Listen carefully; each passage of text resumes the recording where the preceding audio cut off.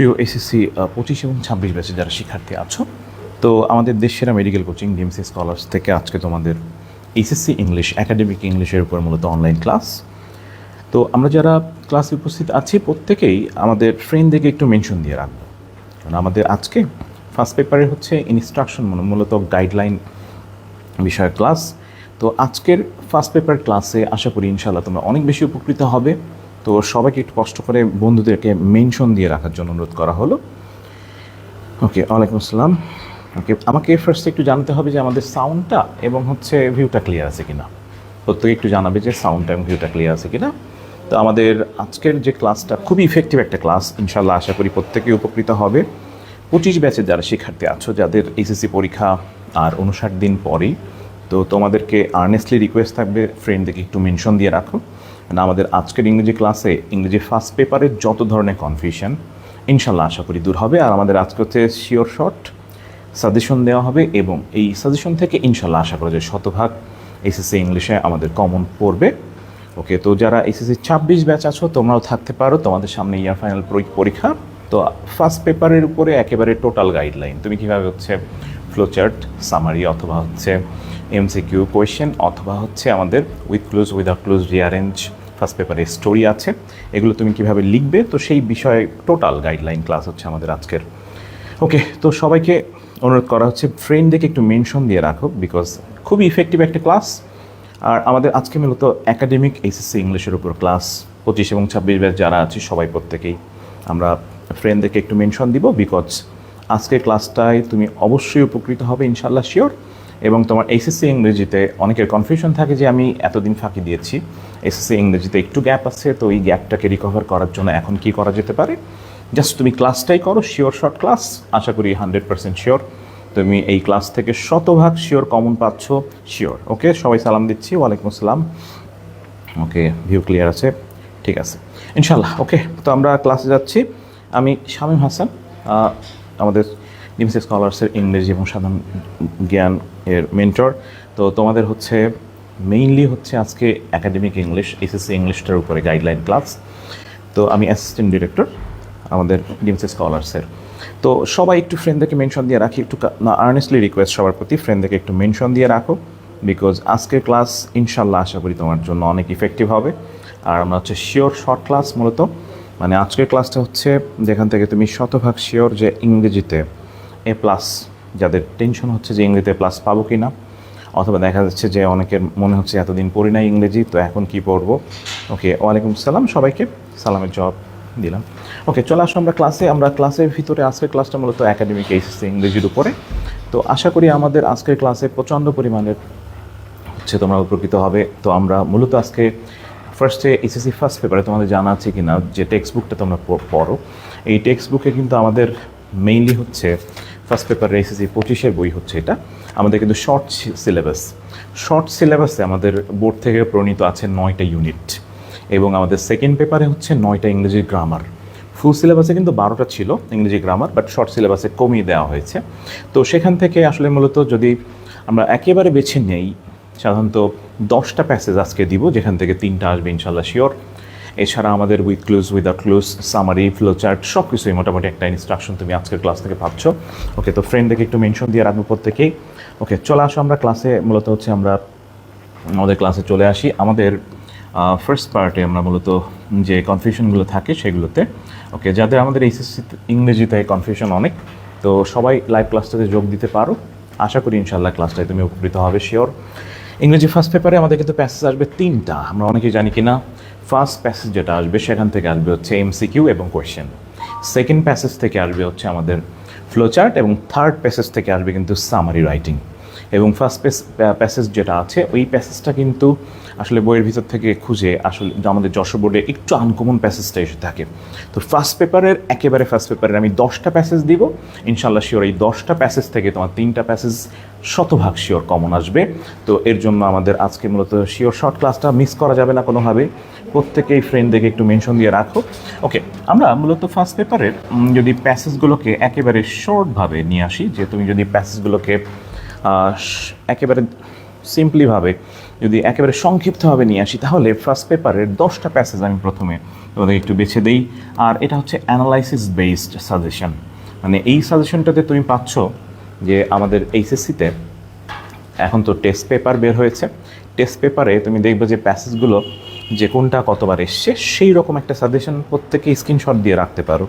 Mainly তোমরা যেটা করবা সেটা হচ্ছে অ্যানালাইসিস বেসড সাজেশন, এই জন্য তোমাদের একটু কষ্ট করে স্ক্রিনশট দিয়ে রাখলে খুবই উপকৃত হবে পরবর্তীতে। তো আমাদের ফার্স্ট পেপারে যদি আমাদের একেবারে যদি বলা হয় সংক্ষিপ্ত করে যে প্যাসেজ আমি একটু ফাঁকি দিচ্ছি, তো আমি একেবারে খুবই কম পড়ে যাব। তো খুবই কম যারা আছো বা একটু ফাঁকিবাজ যারা আছো তাদের জন্য ফার্স্টে হচ্ছে প্যাসেজগুলো বা প্যাসেজের হচ্ছে আমরা খুব সংক্ষিপ্ত একটা সাজেশন দিচ্ছি, এবং এটা কিন্তু একেবারে খুবই সংক্ষিপ্ত। আমরা 10টা প্যাসেজকে যদি সংক্ষিপ্ত সাজেশনের ভিতর রাখি তাহলে আমাদের নেলসন ম্যান্ডেলা যে প্যাসেজটা আছে আমাদের, এই প্যাসেজটা আমাদের 4টা কলেজে এসছে এবারের টেস্ট পরীক্ষাতে, তাহলে মোটামুটিভাবে বলা যেতে পারে। এবং নেলসন ম্যান্ডেলা প্যাসেজটা তোমার কলেজ লাইফে পড়ছিল সবাই ম্যাক্সিমাম, এবং ইম্পর্টেন্ট একটা প্যাসেজ। তো নেলসন ম্যান্ডেলা এই প্যাসেজটা কিন্তু 4টা কলেজে এসছে, প্যাসেজটা মোটামুটি ইম্পর্টেন্ট, তবে এটা অনেক বেশি ইম্পর্টেন্ট না। আমরা যদি এরপরে বলি মাই নেম ইজ আমেরিগো যে প্যাসেজটা ছিল তোমরা অনেকেই জানো, সেই পথশিশুর সেই প্যাসেজটা, এইটা কিন্তু এসছে আমাদের মূলত 3টা কলেজে, তো এটাও মোটামুটি ইম্পর্টেন্ট, এটাকে আমরা 2 স্টার দিতে পারি।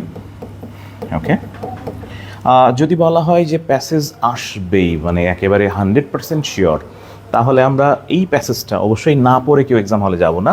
এডুকেশন গিভস আস নলেজ, ওকে, যেটা আমাদের ওয়াই এডুকেশন বলে একটা ইউনিট ছিল তো আমাদের, ওই ইউনিটের ফার্স্ট লেসনের যে প্যাসেজটা আছে, মারাত্মক ইম্পর্টেন্ট প্যাসেজ, বিকজ এটা আসছে কিন্তু এবারের টেস্টে 13টা কলেজে, তার মানে 100% শিওর।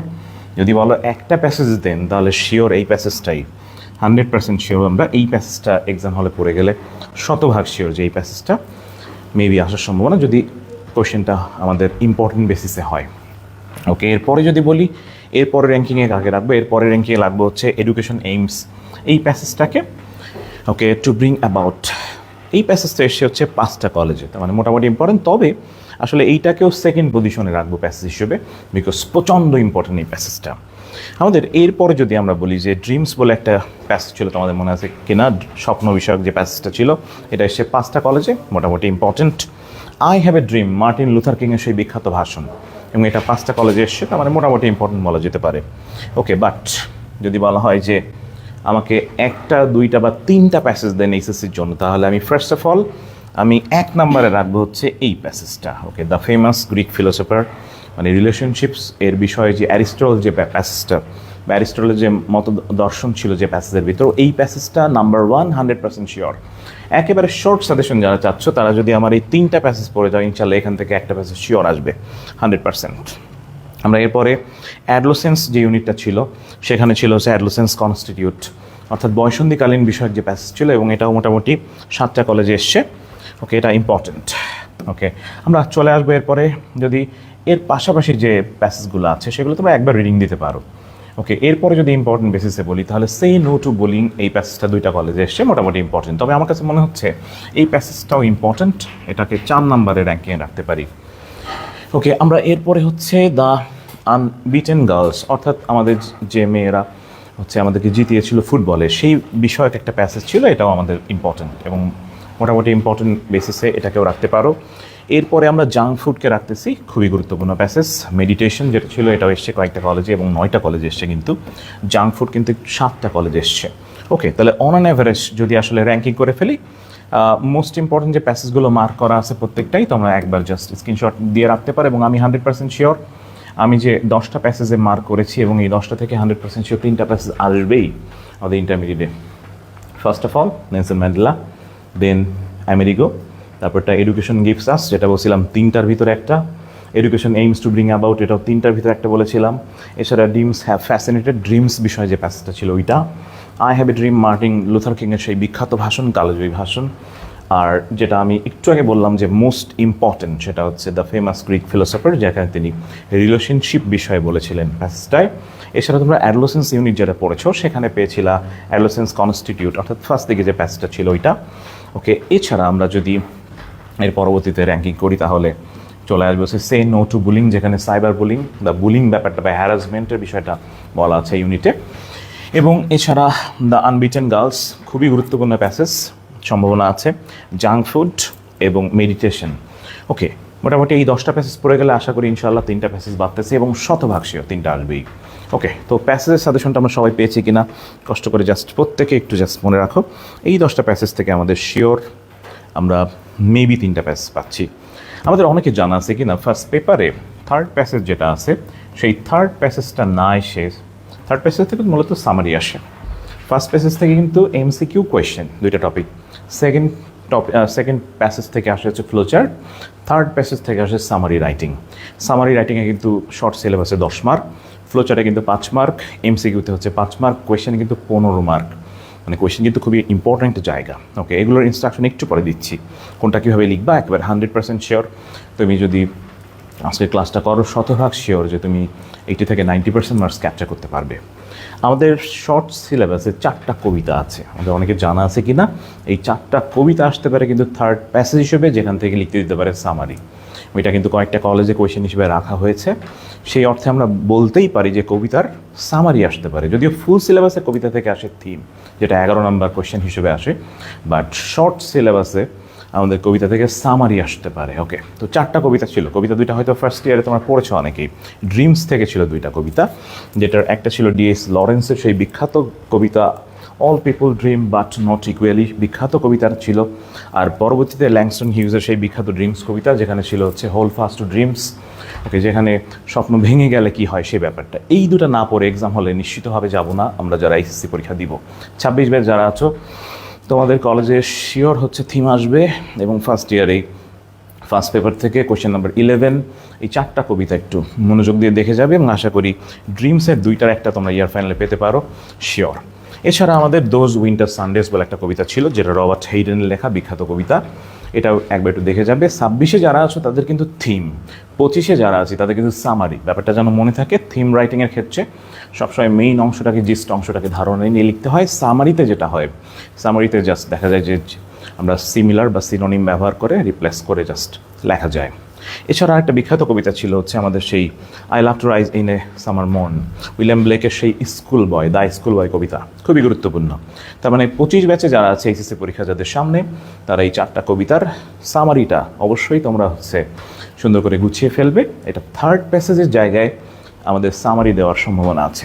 ওকে, আশা করি মোটামুটি আমরা ফার্স্ট, সেকেন্ড এবং থার্ড পেজের একটা ধারণা পেলাম। ওকে, প্রত্যেকে একটু কষ্ট করে ফ্রেন্ডদেরকে একটু মেনশন দিয়ে ফেলো প্লিজ, বিকজ আজকের ক্লাসটা একটু টেকনিক্যাল ক্লাস, অ্যাভারেজ কোনো ক্লাস না, মেইনলি টেকনিক্যাল। মানে তুমি ইংরেজি পড়তেছো, ইংরেজিতে এক্সেলেন্ট রাইটিং, অথবা হচ্ছে তোমাকে যদি সুপ্রিম লেভেলে প্রফিসিয়েন্সি অর্জন করতে হয় তাহলে একটু ইনস্ট্রাকশনগুলো শোনো, ইনশাআল্লাহ শিওর তুমি 80 বা 90 পাচ্ছ আগামী এক্সামে শিওর। আমরা চলে আসবে এরপরে যেটা, সেটা হচ্ছে graph and chart. Graph and chart নিয়ে অনেক বেশি কনফিউশন আছে। গ্রাফ অ্যান্ড চার্টে কিন্তু 15 মার্ক, শর্ট সিলেবাসে 15 মার্ক হচ্ছে গ্রাফ অ্যান্ড চার্ট, খুবই ইম্পর্ট্যান্ট একটা টপিক। গ্রাফ অ্যান্ড চার্ট নিয়ে প্রত্যেকেরই সমস্যা আছে, আমরা লাস্টে গ্রাফ অ্যান্ড চার্ট কীভাবে লিখবো সেই ব্যাপারে ইনস্ট্রাকশন তুমি পাচ্ছ 100% শিওর। এবং এই গ্রাফ অ্যান্ড চার্টে আমার যে প্রসেস আমি লেখাবো, তুমি যদি এটা ফলো করতে পারো শতভাগ শিওর তুমি 15তে 13-14 পাবেই শিওর, 12-র নিচে না। তো গ্রাফ অ্যান্ড চার্টের ভিতরে যদি একটু আমরা অ্যানালাইসিস বেসডভাবে বলি, তাহলে first of all students daily activities এটা একটু দেখে যাবে, টেস্ট পেপারে দেওয়া আছে এবং এটা কয়েকটা কলেজে এসছে। এছাড়া এয়ার পলিউশন বিষয়ে একটা গ্রাফ অ্যান্ড চার্ট ছিল। আমাদের কিন্তু গতবার যশোর বোর্ডের পাই চার্ট এসেছে, এবার সম্ভাবনা আছে বার গ্রাফ আসার। আমাদের কিন্তু নর্মালি সিলেবাসে পাই চার্ট বা বার গ্রাফ বেশি আসে। এছাড়া দ্য চয়েসেস অফ প্রফেশন খুবই গুরুত্বপূর্ণ। মান্থলি এক্সপেন্ডিচার, খরচের যে বিষয়টা ছিল পাই চার্টে ছিল, অথবা গ্রাফেও একটা আছে। এছাড়া হচ্ছে mobile phone users, mobile phone ব্যবহারকারীদের যে সংখ্যাটা, সেটা একটা গ্রাফ আছে, প্রচুর পরিমাণে আসে পরীক্ষায়। আমরা ইন্টারনেট ইউজার্স, ইন্টারনেট ব্যবহারকারীদের সংখ্যা যেটা আছে লাখে একটা হিসাব বলা আছে যে এই সালগুলোতে, আমরা এই গ্রাফটা আজকে শিখবো সুন্দর করে। এছাড়া ট্রান্সপোর্টেশন ইউজ বাই স্টুডেন্টস, এরকম একটা গ্রাফ ছিল, খুবই ইম্পর্টেন্ট, কয়েকটা কলেজে এসছে এবার টেস্টে। দ্য নাম্বার অফ সোশ্যাল মিডিয়ার যে ব্যবহারটা সেটা। এছাড়া young peoples changing pastime, খুবই গুরুত্বপূর্ণ। আমাদের যেখানে মার্ক করে দেওয়া আছে যেগুলো, প্রায় 10টা করে প্রতিটা টপিক দেওয়া আছে, এইগুলো না পড়ে এক্সাম হলে যাওয়াটা বোকামি, প্রত্যেকেই অন্তত এই টপিকগুলো একটু পড়ে যাবে।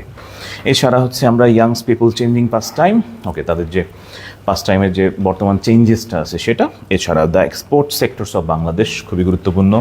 ট্রাভেলিং ইন ডিফারেন্ট ট্রান্সপোর্ট, এই 10টা খুবই গুরুত্বপূর্ণ। এর পাশাপাশি বাকি আর 10টা আছে, তুমি একবার চোখ বোলাতে পারো, তবে এই 10টা না পড়ে এক্সাম হলে যাওয়াটা বোকামি এসএসসির। ওকে, আমরা চলে আসবো গ্রাফ অ্যান্ড চার্টের পরে। আমরা এবার আসতেছি যেটা, সেটা হচ্ছে কমপ্লিটিং এ স্টোরি। শর্ট সিলেবাসে কমপ্লিটিং স্টোরি বিশাল বড় একটা ফ্যাক্টর, কারণ কমপ্লিটিং স্টোরিতে হচ্ছে 15 মার্ক। কমপ্লিটিং স্টোরিতে কিন্তু 15 মার্ক, অনেকেই জানো কি না। এবং ছোট্টবেলার সেই কমপ্লিটিং স্টোরিতে আমরা তো কম মার্কস ছিল বা ফুল সিলেবাসে মার্কস কম। এখন 15 মার্ক যদি কনভেনশনাল স্টোরি আসে তখন যে ঝামেলাটা হয়, একটু বড় করে লেখাটা ঝামেলা। যাই হোক, আমাদের কমপ্লিটিং স্টোরিতে কিন্তু অন অ্যান অ্যাভারেজ বলা যেতে পারে কনভেনশনাল টু ফ্রেন্ড অ্যান্ড বিয়ার এই টাইপের স্টোরি আসার সম্ভাবনা খুবই কম। কমপ্লিটিং স্টোরিতে আসার সম্ভাবনা সবচেয়ে বেশি হচ্ছে আনকনভেনশনাল, যেমন গত বছর কিং লেয়ার থেকে এসেছিলো। এই টাইপের আনকনভেনশনালগুলো একটু পড়ে যাওয়াটা বেস্ট হবে তোমাদের জন্য। তারপরে কনভেনশনাল আনকনভেনশনাল দুটো মিলিয়ে সাজেশনটা করা হয়েছে। First of all the ant and the Dove, যেটা ছিল ছোট্টবেলা থেকে পড়ে আসছো, পড়ে যেতে হবে। মানি ক্যানট বাই হ্যাপিনেস, সেই বিখ্যাত স্টোরি, এটাও পড়ে যাব। রবার্ট ব্রুস, সবচেয়ে বেশি আসা স্টোরি হচ্ছে আমাদের ইন্টারমিডিয়েট রবার্ট ব্রুস। এছাড়া হেয়ার অ্যান্ড টর্টয়েস পড়ে যেতে হবে। ফক্স উইদাউট টেইল, এটা একটু পড়ে যাবে। তারপরে ছিল যে ফটোগ্রাফ, এটা আগের সিলেবাসে, মানে আমাদের আগের বইয়ে এটা পাঠ্য হিসেবে ফুল সিলেবাসে ছিল, আগে যে বইটা ছিল 23-এ। তো ফটোগ্রাফ, সেই বিখ্যাত ফটোগ্রাফ নিয়ে যে কাহিনীটা প্রচুর আসছে কিন্তু এবার টেস্টে। এছাড়া পারুল ওয়াজ এ গার্ল, এই ধরনের স্টোরিগুলোতে স্টার্টিং করে দিবে, তোমাকে কমপ্লিট করতে হবে, জাস্ট খেয়াল রাখবে। আমরা গোবিন্দ ওয়াজ এ বয়, এই ধরনের একটা স্টোরি ছিল টেস্ট পেপারে, একটু খুঁজে নিবা, কয়েকটা কলেজে এসছে। ওয়ান ডে এ বয় অথবা গার্ল অফ ক্লাস 5, এরকম একটা স্টোরি আছে। ওকে, এছাড়া ফক্স আর যে সেই ফুলিশ ক্রো, ছোট্টবেলার কনভেনশনাল স্টোরি। 3টা আনকনভেনশনাল স্টোরি ছিল যেটা তোমার টেস্ট পেপারে পাবে। একটা হচ্ছে ইনোভেশন অফ অ্যান ইনোভেটিভ বয়, খুবই গুরুত্বপূর্ণ, innovative boy. Sense of responsibilities of a young বয়, এটা খুবই গুরুত্বপূর্ণ। এছাড়া হচ্ছে হেল্পিং সামওয়ান ইন নিড, কাউকে বিপদের ক্ষেত্রে সাহায্য করা। মনে হচ্ছে এই 3টা। আর গোবিন্দ বা পারুল অথবা ফটোগ্রাফ, এই আনকনভেনশনাল হিসেবে এইগুলো এবার কলেজে বেশি আসছে। আর অধিকাংশ সময় তো তোমরা কলেজে ফেস করছো এই টাইপের স্টোরিগুলো, মানে কমপ্লিটিং স্টোরি এখন কিন্তু কনভেনশনাল আর নাই। টু ফ্রেন্ড অ্যান্ড বিয়ার এই টাইপের যে স্টোরিগুলো পড়ে আসছে, এখান থেকে কিন্তু একটু এই ধাঁচে এখন বেশি আসতেছে। তো 15 মার্কসে অবশ্যই বুদ্ধিমানের কাজ হবে আনকনভেনশনগুলো একটু বেশি পড়ে যাওয়া। ওকে, এটার একটা স্ক্রিনশট নিয়ে রাখতে পারো। ওকে, প্রত্যেকে একটু কষ্ট করে স্ক্রিনশট নিয়ে রাখো, প্রচণ্ড ইফেক্টিভ। আশা করি আমাদের উপকৃত হবে। ওকে, সো কমপ্লিটিং স্টোরি 15 মার্ক আশা করি আমাদের এখান থেকে একটা আসবে। আমরা আসবো এবার সেটা হচ্ছে ইনফর্মাল লেটার। ইনফর্মাল লেটারের ক্ষেত্রে অনেকেই কনফিউশনে থাকি। ইনফর্মাল লেটারের একটা প্যাটার্ন আমরা আজকে দেখবো মূলত, যেখান থেকে তুমি যে কোনো ইনফর্মাল লেটার 100% শিওর তুমি লিখে আসতে পারবে স্ট্যান্ডার্ড ফরম্যাটে, এবং এটাই কিন্তু 10 মার্ক। ইনফর্মাল লেটারের অপোজিটে আসতে পারে ইমেইল। তো জাস্ট প্রত্যেকের প্রতি রিকোয়েস্ট থাকবে, দুইটাই তোমরা পড়ে যাবে, কারণ আমার মনে আছে 2018 সালে এইচএসসি ইংলিশে সেকেন্ড পেপারে হুট করে আসলো সিভি রাইটিং। সিভি কিন্তু আমাদের ইন্টারমিডিয়েট সিলেবাসে বলা নেই, এটা এসএসসি সিলেবাসে বলা আছে, বাট ইন্টারমিডিয়েট নাই। মানে সিভি রাইটিং কিন্তু এসছে 2018 সালে, তার মানে ইমেইলটাও একটু পড়ে যাবে অবশ্যই, প্রত্যেকের প্রতি রিকোয়েস্ট থাকবে। আমরা ইনফর্মাল লেটার হিসেবে রাখছিলাম কয়েকটা, যেমন ছিল হচ্ছে ইম্পর্টেন্স অথবা অ্যাবিউজ অফ সোশ্যাল মিডিয়ার যে অ্যাবিউজ বা ইউজেস ওইটা। এছাড়া ইম্পর্টেন্স অফ নিউজ পেপার, যেগুলো মার্ক করা আছে এগুলো কিন্তু মোস্ট ইম্পর্টেন্ট, প্রত্যেকটাই কলেজে 8 বার 10 বার অথবা 12 বার বা 13 বার করে এসছে এবার টেস্টে। ওকে, এছাড়া intends to do after HSC exam, HSC পরে কী করবা সেটা।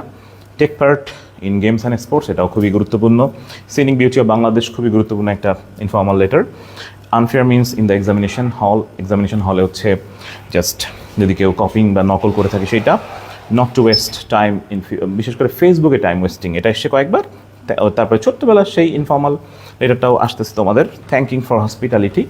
এছাড়া আমরা আরও দুইটা একটু পড়ে যাবো। একটা হচ্ছে not to waste time using the internet, আর ছিল কনসোলিং সামওয়ানস ডেথ, মানে মারা গেলে তাকে সান্ত্বনা দিয়ে। জাস্ট এই কটা দেখে যাও, আর একটা প্যাটার্ন শেখাবো, একটা প্যাটার্ন দিয়ে সবগুলো ইনফর্মাল হয়ে যাবে। তার মানে নো টেনশন, জাস্ট তুমি ওইটা ফলো করে গেলেই হচ্ছে। ওইটা একবার স্ক্রিনশট নিয়ে পুরোপুরিভাবে তুমি হচ্ছে একবার লিখে ফেলো, লিখলেই আশা করা যাচ্ছে ইনফর্মাল লেটার নিয়ে কোনো প্যারা থাকবে না।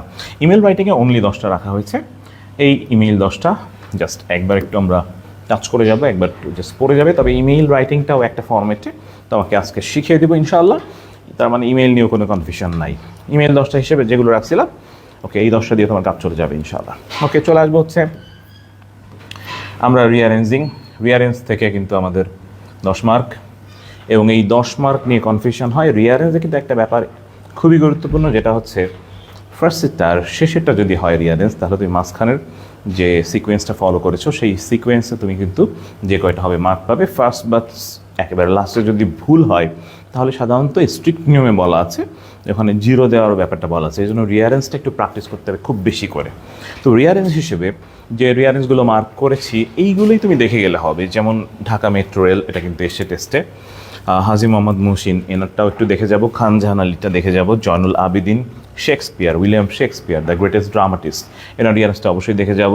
এছাড়া a lad and a teacher, এটা একটু দেখে যাবে। নোবেল প্রাইজ ছিল, খুবই এসছে, কয়েকবার এসছে, ইভেন বোর্ডেও আসছে। সক্রেটিসের একটা রিয়ারেন্স ছিল। মাদার তেরেসা ছিল। নাম্বি, ওই যে দ্য স্টোরি টেলার ছিল, তোমরা পড়েছিলা, মেবি টেস্ট পেপার যারা সলভ করতে তারা পেয়েছো। কিং অ্যান্ড দ্য অ্যাস্ট্রোলজার প্রচুর আসে, ইন্টারমিডিয়েটের সবচেয়ে বেশি আসা রিয়ারেন্স কিন্তু এইটা। দ্য অ্যাপ্লিকেন্টস অ্যান্ড দ্য সুলতান, সেই বিখ্যাত কাহিনী তোমরা সবাই জানো মোটামুটি, আবু বিন আদেম, সেই ফেমাস কাহিনী। Buddha and the poor women, সেই বিখ্যাত আমাদের মূলত রিয়ারেন্সটা। কিং সলোমনের কাহিনী অনেকেই জানি, মেবি এটা তোমরা পড়ছো। ডক্টর মোহাম্মদ শহীদুল্লাহ, প্রচণ্ড ইম্পর্টেন্ট। এছাড়া ওই যে ফক্স অ্যান্ড দ্য গ্রেপস যে কাহিনীটা ছিল ওইটা। কাজী নজরুল ইসলাম, আলেকজান্ডার এবং নেপোলিয়ান, মূলত এটা দুইটা। অ্যারিস্টটলের একটা রিয়ারেন্স আছে, রবীন্দ্রনাথ ঠাকুরের। তবে যদি আমরা ইম্পর্টেন্ট বেসিসে বলি, কাজী নজরুল ইসলাম বা জীবনী রিলেটেড রিয়ারেন্স আসার সম্ভাবনা খুব বেশি। তো এই টাইপের রিয়ারেন্সগুলো একটু দেখে যাব। ওকে, চাইলে সবাই স্ক্রিনশট দিয়ে রাখতে পারো, প্রচণ্ড গুরুত্বপূর্ণ কিন্তু এই রিয়ারেন্সগুলো। আমরা চলে আসবো হচ্ছে এরপরে যেটা, সেটা হচ্ছে উইথ ক্লুজ। উইথ ক্লুজ হিসেবে আমরা যে উইথ ক্লুজগুলো এগুলো মার্ক করেছি, এইগুলো তুমি একবার দেখে গেলে আশা করি ইনশাআল্লাহ উপকৃত হবে খুবই। আমাদের উইথ ক্লুজে কিন্তু মার্কস মাত্র 5, উইদাউট ক্লুজে মার্ক কিন্তু 10 মার্ক। তো অনেকেরই কিন্তু উইথ ক্লুজ কমফোর্ট ফিল করি, উইদাউট ক্লুজে একটু ঝামেলা হয়। এবং উইথ ক্লুজ এবং উইদাউট ক্লুজে সবচেয়ে ইম্পর্টেন্ট ব্যাপার যেটা, এইখানে কিন্তু একটা ঝামেলা আছে, সেটা হচ্ছে গ্রামাটিক্যাল যে চেঞ্জেস, সেটা কিন্তু উইথ ক্লুজে বক্সের ওয়ার্ডগুলোর যদি পার্শ্ববিস্পিসগত চেঞ্জ করতে হয়, ওটা করতে হবে। তার মানে কিন্তু তুমি হুট করে ওয়ার্ডটা বসালেই হবে না, এর জন্য প্র্যাকটিস লাগবে। বিশেষ করে পার্শ্ববিস্পিসের নাউন, অ্যাডজেক্টিভ, ভার্ব বা অ্যাডভার্ব কোথায় বসে সেই পজিশনটা দেখে অবশ্যই তোমাকে এই উইথ ক্লুজ বা উইদাউট, বিশেষ করে উইদাউট ক্লুজগুলো প্র্যাকটিস করে যেতে হবে। উইথ ক্লুজের ভিতরে আমরা গুড সিটিজেন, বিখ্যাত সেই প্যাসেজ থেকে যেটা এসে কয়েকবার, এডুকেশন দিয়ে একটা আছে, তোমরা পেয়েছো। পদ্মা ব্রিজ তো আমাদের মূলত গতবার এসে গেছে। Communicative competence refers to the ability, সেই যে প্যাসেজ থেকে এসেছিল ওইটা একটু প্র্যাকটিস করে যাব আমরা। Every year millions of people, ওই যে বিখ্যাত প্যাসেজ ছিল আমাদের ইন্টারমিডিয়েট, আমাদের সময় এই প্যাসেজটা ছিল মূলত, বাট তোমাদের ওইটা উইথ ক্লুজ হিসেবে কিন্তু দেয়া হয়। ফুড অ্যাডাল্টারেশন, আগের পুরাতন বইয়ের একটা প্যাসেজ ছিল, সেইটা কয়েকবার এসে দেখলাম। ম্যানস ডিগনিটি ডিপেন্ডস অন, এরকম একটা প্যাসেজ আছে, খুবই গুরুত্বপূর্ণ। সাইবার বুলিং, তোমাদের নিজেদেরই যে বুলিং যে প্যাসেজটা ছিল, ওইখান থেকে সাইবার বুলিং অংশটুকু ইম্পর্ট্যান্ট, দেখে যাব, কয়েকবার এসে টেস্টে। Okay, electronic mail is popularly known as email, এরকম একটা প্যাসেজ ছিল, এটা আমাদের বইয়ের প্যাসেজ ছিল, এটা এখন তোমাদের বইয়ের হয়ে গেছে হচ্ছে with clues. Children are fond of festivals, এরকম একটা উইথ ক্লুজ ছিল, দেখে যাব অবশ্যই। ফেসবুক দিয়ে একটা উইথ ক্লুজ কয়েকবার এসছে কয়েকটা জায়গাতে। এছাড়া all things that make up the environment, এরকম একটা উইথ ক্লুজ ছিল, দেখে যাব অবশ্যই। অল স্পেসিস, এটাও ছিল হচ্ছে environment related. Communicative competence refers to the ability, এটাও একটু দেখে যাব। Dreams have fascinated philosopher for thousands of years, এরকম একটা উইথ ক্লুজ কিন্তু আছে, এবং যেটা তোমাদের টেক্সট বুকের প্যাসেজ। বিউটি, বিখ্যাত প্যাসেজ ছিল, যদিও শর্ট সিলেবাস প্যাসেজটা নেই, উইথ ক্লুজ হিসেবে এসছে। While eating food we should bear in mind, খুবই গুরুত্বপূর্ণ কিন্তু। তো মার্ক করাগুলো মনে হয় 10টা করে প্রত্যেকটা মার্ক করছি, এই 10টা না দেখে এক্সাম হলে যাওয়াটা কিন্তু বোকামি, অবশ্যই দেখে যাব। আমরা আসবো হচ্ছে উইদাউট ক্লুজ, যেটা নিয়ে সবচেয়ে বেশি কনফিউজড হতে হয়। উইদাউট ক্লুজের ভিতরে সবচেয়ে বড় সমস্যা হচ্ছে যে এখানে হঠাৎ করে হুট করে ওয়ার্ডটা আসে না মাথায়, কিন্তু এইটার মার্ক কিন্তু 10, উইদাউট ক্লুজের মার্ক কিন্তু 10। সো বি কেয়ারফুল প্রত্যেকেই।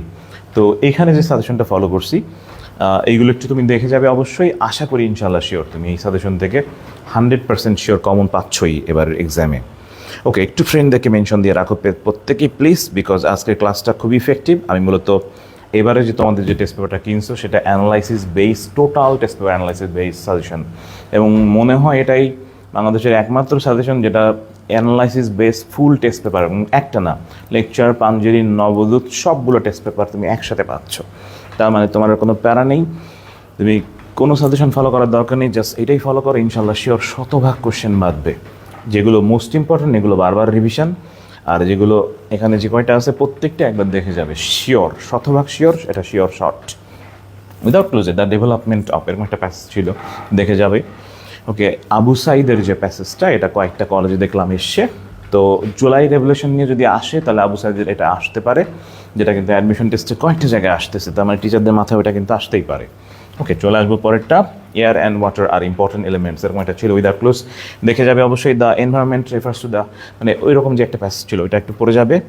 এছাড়া সেলফ এমপ্লয়মেন্ট বিষয়ের একটা উইদাউট ক্লোজ ছিল, একবার দেখে যাবো। স্পোর্টস আর ওকে, স্পোর্টস দিয়ে যেটা ছিল ওইটা কুয়াকাটা আগের বইয়ের প্যাসেজে ফুল সিলেবাসে ছিল, এটা একটু একবার দেখে যাবে। এবার টেস্ট পেপারে সবচেয়ে বেশি আসছে এটা, ইফ ইউ ওয়ান্ট, এরকম একটা প্যাসেজ ছিল যেটা একটু দেখে যাবো প্রত্যেকেই। দ্য ফুড, অর্থাৎ ওই জাঙ্ক ফুড বা ফুড টাইপের একটা ছিল। Civility means money, many events have taken place, এরকম ব্যাপারটা ছিল। মানি দিয়ে একটা ছিল, ওয়েন এ গার্ল গেটস ম্যারিডস, এটা ওই আমাদের মেইনলি হচ্ছে অ্যাডোলেসেন্স ইউনিটের ভিতর থেকে। দ্য প্রসেস অফ গ্লোবালাইজেশন, এটাও একবার একটু দেখে যাবো। In recent years there have been many alarming news, এরকম একটা প্যাসেজ ছিল, এটা দেখে যাবো। The rime of the ancient mariner, সেই বিখ্যাত আমাদের বুড়িগঙ্গা প্যাসেজের উপরে তোমার যে 4 লাইনের কবিতা পেয়েছিলে, the rime of the ancient mariner by S T Coleridge. S T কলারিসের সবচেয়ে বিখ্যাত কবিতা ছিল হচ্ছে এটা থেকে কিন্তু উইদাউট ক্লুজ প্রচুর আসে, একবার দেখে যাবো। যদি বুড়িগঙ্গা প্যাসেজে হয়তো বা, বুড়িগঙ্গা প্যাসেজ তো আমাদের নাই শর্ট সিলেবাসে, তো জাস্ট এটা তোমরা হয়তো ওখানে পড়ো নাই, বাট এটা ফুল সিলেবাসে আছে। তো এইখানে মূলত হচ্ছে অ্যানসিয়েন্ট ম্যারিনার সেই বিখ্যাত কাহিনী ছিল, একটু একবার দেখে যাওয়া উচিত। এটা রিয়ারেঞ্জেও আসতে পারে কিন্তু। ওকে, তাহলে উইদাউট ক্লুজ। তবে সবচেয়ে বেশি একটা ব্যাপার একটু রিকোয়েস্ট করে যাই, সেটা হচ্ছে প্রত্যেকের আমরা টেস্ট পেপার সলভ করার সময় বোর্ডগুলো আর ক্যাডেট কলেজগুলো একটু সলভ করে যাবে। বোর্ড, ক্যাডেট কলেজ, আর ঢাকা বোর্ডটা কিন্তু আমাদের জন্য সবচেয়ে বেশি ইম্পর্টেন্ট, ঢাকা বোর্ডে কিছু বাদ দিব না। ওকে, আসবো graph and chart. Graph and chart নিয়ে সবার কনফিউশন একটা জায়গা আছে যে গ্রাফ অ্যান্ড চার্ট ভাই আমি লিখতে পারি না। তো যারা গ্রাফ অ্যান্ড চার্ট লিখতে পারো না, জাস্ট আমার 5 মিনিট জাস্ট শর্ট ট্রিক্সে দেখে যাও, ইনশাল্লাহ শিওর আজকে থেকে তুমি গ্রাফ অ্যান্ড চার্টে বস, এবং আশা করি তুমি এখানে ফুল মার্কস পাচ্ছ। ওকে, গ্রাফ অ্যান্ড চার্টে যাদের যাদের প্রবলেম আছে প্রত্যেকে একটু কষ্ট করে আমাদের গ্রাফ অ্যান্ড চার্টের লেখার যে নিয়মটা আছে, ওকে একটু দেখে যাও। ওকে, প্রত্যেকে একটু কষ্ট করে মেনশন দিয়ে রাখো ফ্রেন্ডদেরকে, আশা করি ইনশাল্লাহ তুমি ব্যাপক উপকৃত হবে। গ্রাফ অ্যান্ড চার্টের ইতিহাসে সবচেয়ে বেশি আসা গ্রাফ অ্যান্ড চার্ট হচ্ছে এইটা, ইন্টারনেট ইউজার্স। এবং এইখানে নর্মালি গ্রাফ অ্যান্ড চার্টে তোমার কাজ হচ্ছে প্রথমে ছবিটা দেখা, ছবিটায় যে অ্যানালাইসিস বেসড যে ব্যাপারটা দেওয়া থাকে এইটাকে তুমি ফার্স্টে দেখবা। দেখার পরে আমি কিছু ট্রিকি স্টাইল বলতেছি, যেটাতে তুমি গ্রাফ অ্যান্ড চার্ট লিখলে 100% শিওর তুমি শতভাগ মার্ক পাবে, এবং এখানে একটা শর্টকাট প্রসেসও আছে। গ্রাফ অ্যান্ড চার্টে আমাদের এইখানে যেটা ছিল ইন্টারনেট ইউজার্স, এটা বিভিন্ন সময়ের, যেমন আমাদের 2000 সালে ছিল 0.003, 2002-তে হচ্ছে 1.5, 2003-এ হচ্ছে 2.43, 2005-এ হচ্ছে 3.00 মানে 3, 2007-এ হচ্ছে 5.00, 2008-এ হচ্ছে 5.56, 2009 হচ্ছে 6.17। ওকে, এখানে কয় বছর একটু ভালো করে দেখে নিবা, 1, 2, 3, 4, 5, 6, 7। ওকে, এইবার কাজ হচ্ছে গ্রাফ অ্যান্ড চার্ট লেখার সময় আমাদের যে প্রসেসগুলো আছে 7টা সালে বিভিন্ন ধরনের, এবং এইখানে কিন্তু একটা ইম্পর্টেন্ট জিনিস বলে দেওয়া থাকে, সেটা হচ্ছে এককটা বলে দেওয়া থাকে। আমাদের গ্রাফ অ্যান্ড চার্টে এটা কিন্তু লাখে বলে দেওয়া আছে।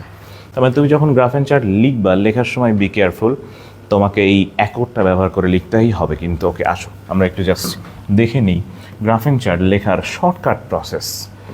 ওকে, গ্রাফ অ্যান্ড চার্ট লেখার সময় প্রত্যেকে একটা কাজ করে ফেলে, সেটা হচ্ছে দ্য গ্রাফ শোস দিয়ে লেখা শুরু করে দেয়। এই কাজটা থেকে বের হয়ে তুমি একটু ট্রিকি স্টাইলে যদি লেখো, তাহলে তোমার গ্রাফ অ্যান্ড চার্টে ফুল মার্কস তুমি পাচ্ছ শিওর। গ্রাফ অ্যান্ড চার্টে আমরা নর্মালি যেটা করে থাকি সেটা হচ্ছে the graph shows.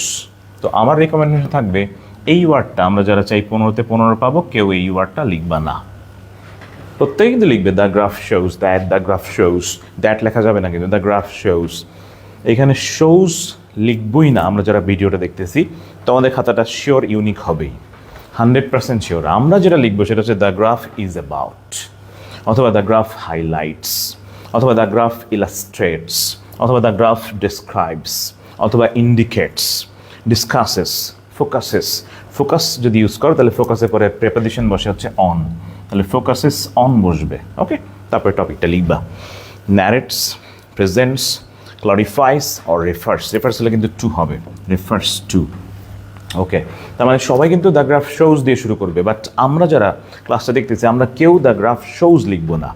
The graph indicate, is about, illustrates, highlights, discusses, describes, ন্যারেটস, এই ভার্বগুলো ইউজ করবো। বিশ্বাস করো তুমি 1 মার্ক বেশি পাবা জাস্ট একটা ভার্ব ইউজ করার জন্য। ওকে, ফার্স্ট অফ অল ক্লিয়ার। চলে আসো, এরপরে যেটা করবো সেটা হচ্ছে গ্রাফ লেখার সময় হেয়ার উই সি অথবা it is seen from the graph, এই ধরনের কথাবার্তা না লিখে অ্যাট এ গ্লেন্স এটা দিয়ে শুরু করতে পারো। At a glance the graph indicates significant rise. যদি রাইজ হয়, আমরা একটু আগে দেখছিলাম ইন্টারনেট কিন্তু রাইজ হয়েছে, বৃদ্ধি পেয়েছে, ওখানে রাইজ লিখতে পারো। যদি কমে যায় সেটা ডিক্রিজ, তবে কমা বা বাড়ার কথাটা পরে আসবে। তাহলে লিখে গেলা ইন্ডিকেটস। গ্রাফে একটা বড় প্রবলেম হচ্ছে গ্রাফ অ্যান্ড চার্টে যে বিভিন্ন সাল বলা আছে, যেমন আমার একটু আগে যে গ্রাফটা আমরা পড়েছিলাম এখানে কয়েকটা সালের কথা বলা আছে, প্রত্যেকেই লিখবে ইন এত সাল ইট ওয়াজ এত, ইন এত সাল ইট ওয়াজ এত। বাট আমরা যারা ভিডিওটা দেখতেছি আমরা ওইটা ওইভাবে লিখবো না, আমরা লিখবো হচ্ছে ওখানে যে সালটা বলা আছে 2000 থেকে 2007 বা 8 বা 10, সেটাই লিখবো হচ্ছে ওভার দ্য ইয়ার্স। অথবা ওটা যদি 10 বছরে হয় তাহলে লিখবো ডিউরিং দ্য লাস্ট 10 ইয়ার্স। ওটা যদি হয় কোনো সালের যে রেঞ্জটা বলা ছিল তাহলে সেটা বিটুইন 2000 অ্যান্ড অমুক সাল এটা বলবো। অথবা আমাদের একটা রেঞ্জ বলা থাকে, তখন আমরা বলবো রেঞ্জিং 2000 টু 2027, অথবা যেটা বলা থাকবে সেটা আমরা পরপর একটু লিখে দিব। ওকে, এবার যেটা করতে হবে সেটা হচ্ছে যে আমরা জাস্ট এই ল্যাঙ্গুয়েজগুলো লিখলে আমাদের দেখা যায় যে প্রত্যেকে কিন্তু ইন এত সাল ইট ওয়াজ এত, এই ধরনের ল্যাঙ্গুয়েজ আমরা লিখে থাকি সাধারণত। বাট আমাদের কাজ হচ্ছে প্রত্যেকে যেটা করবে সেটা হচ্ছে একটু এক্সেপশনালভাবে লিখবা, তাহলে তোমার এখানে ফুল 15-তে 15 100% শিওর। ওকে, তো এইটা যেন মনে থাকে প্রত্যেকের। আমরা এরপরে যে কাজটা, অর্থাৎ তুমি সালগুলো বলে যাবা কিন্তু পরপর, সালগুলো বলে যাওয়ার পরে এবার ইলাস্ট্রেশনে আসবো। আমরা যে সালগুলো বললাম এটা আরেকটু সুন্দর করে এভাবে লেখা যেতে পারে যে ইন 2020, যদি বলা হয় যে মনে করো যে সালটা দেওয়া ছিল 2000 ছিল মনে হয় আমাদেরটা, তাহলে ইন 2000।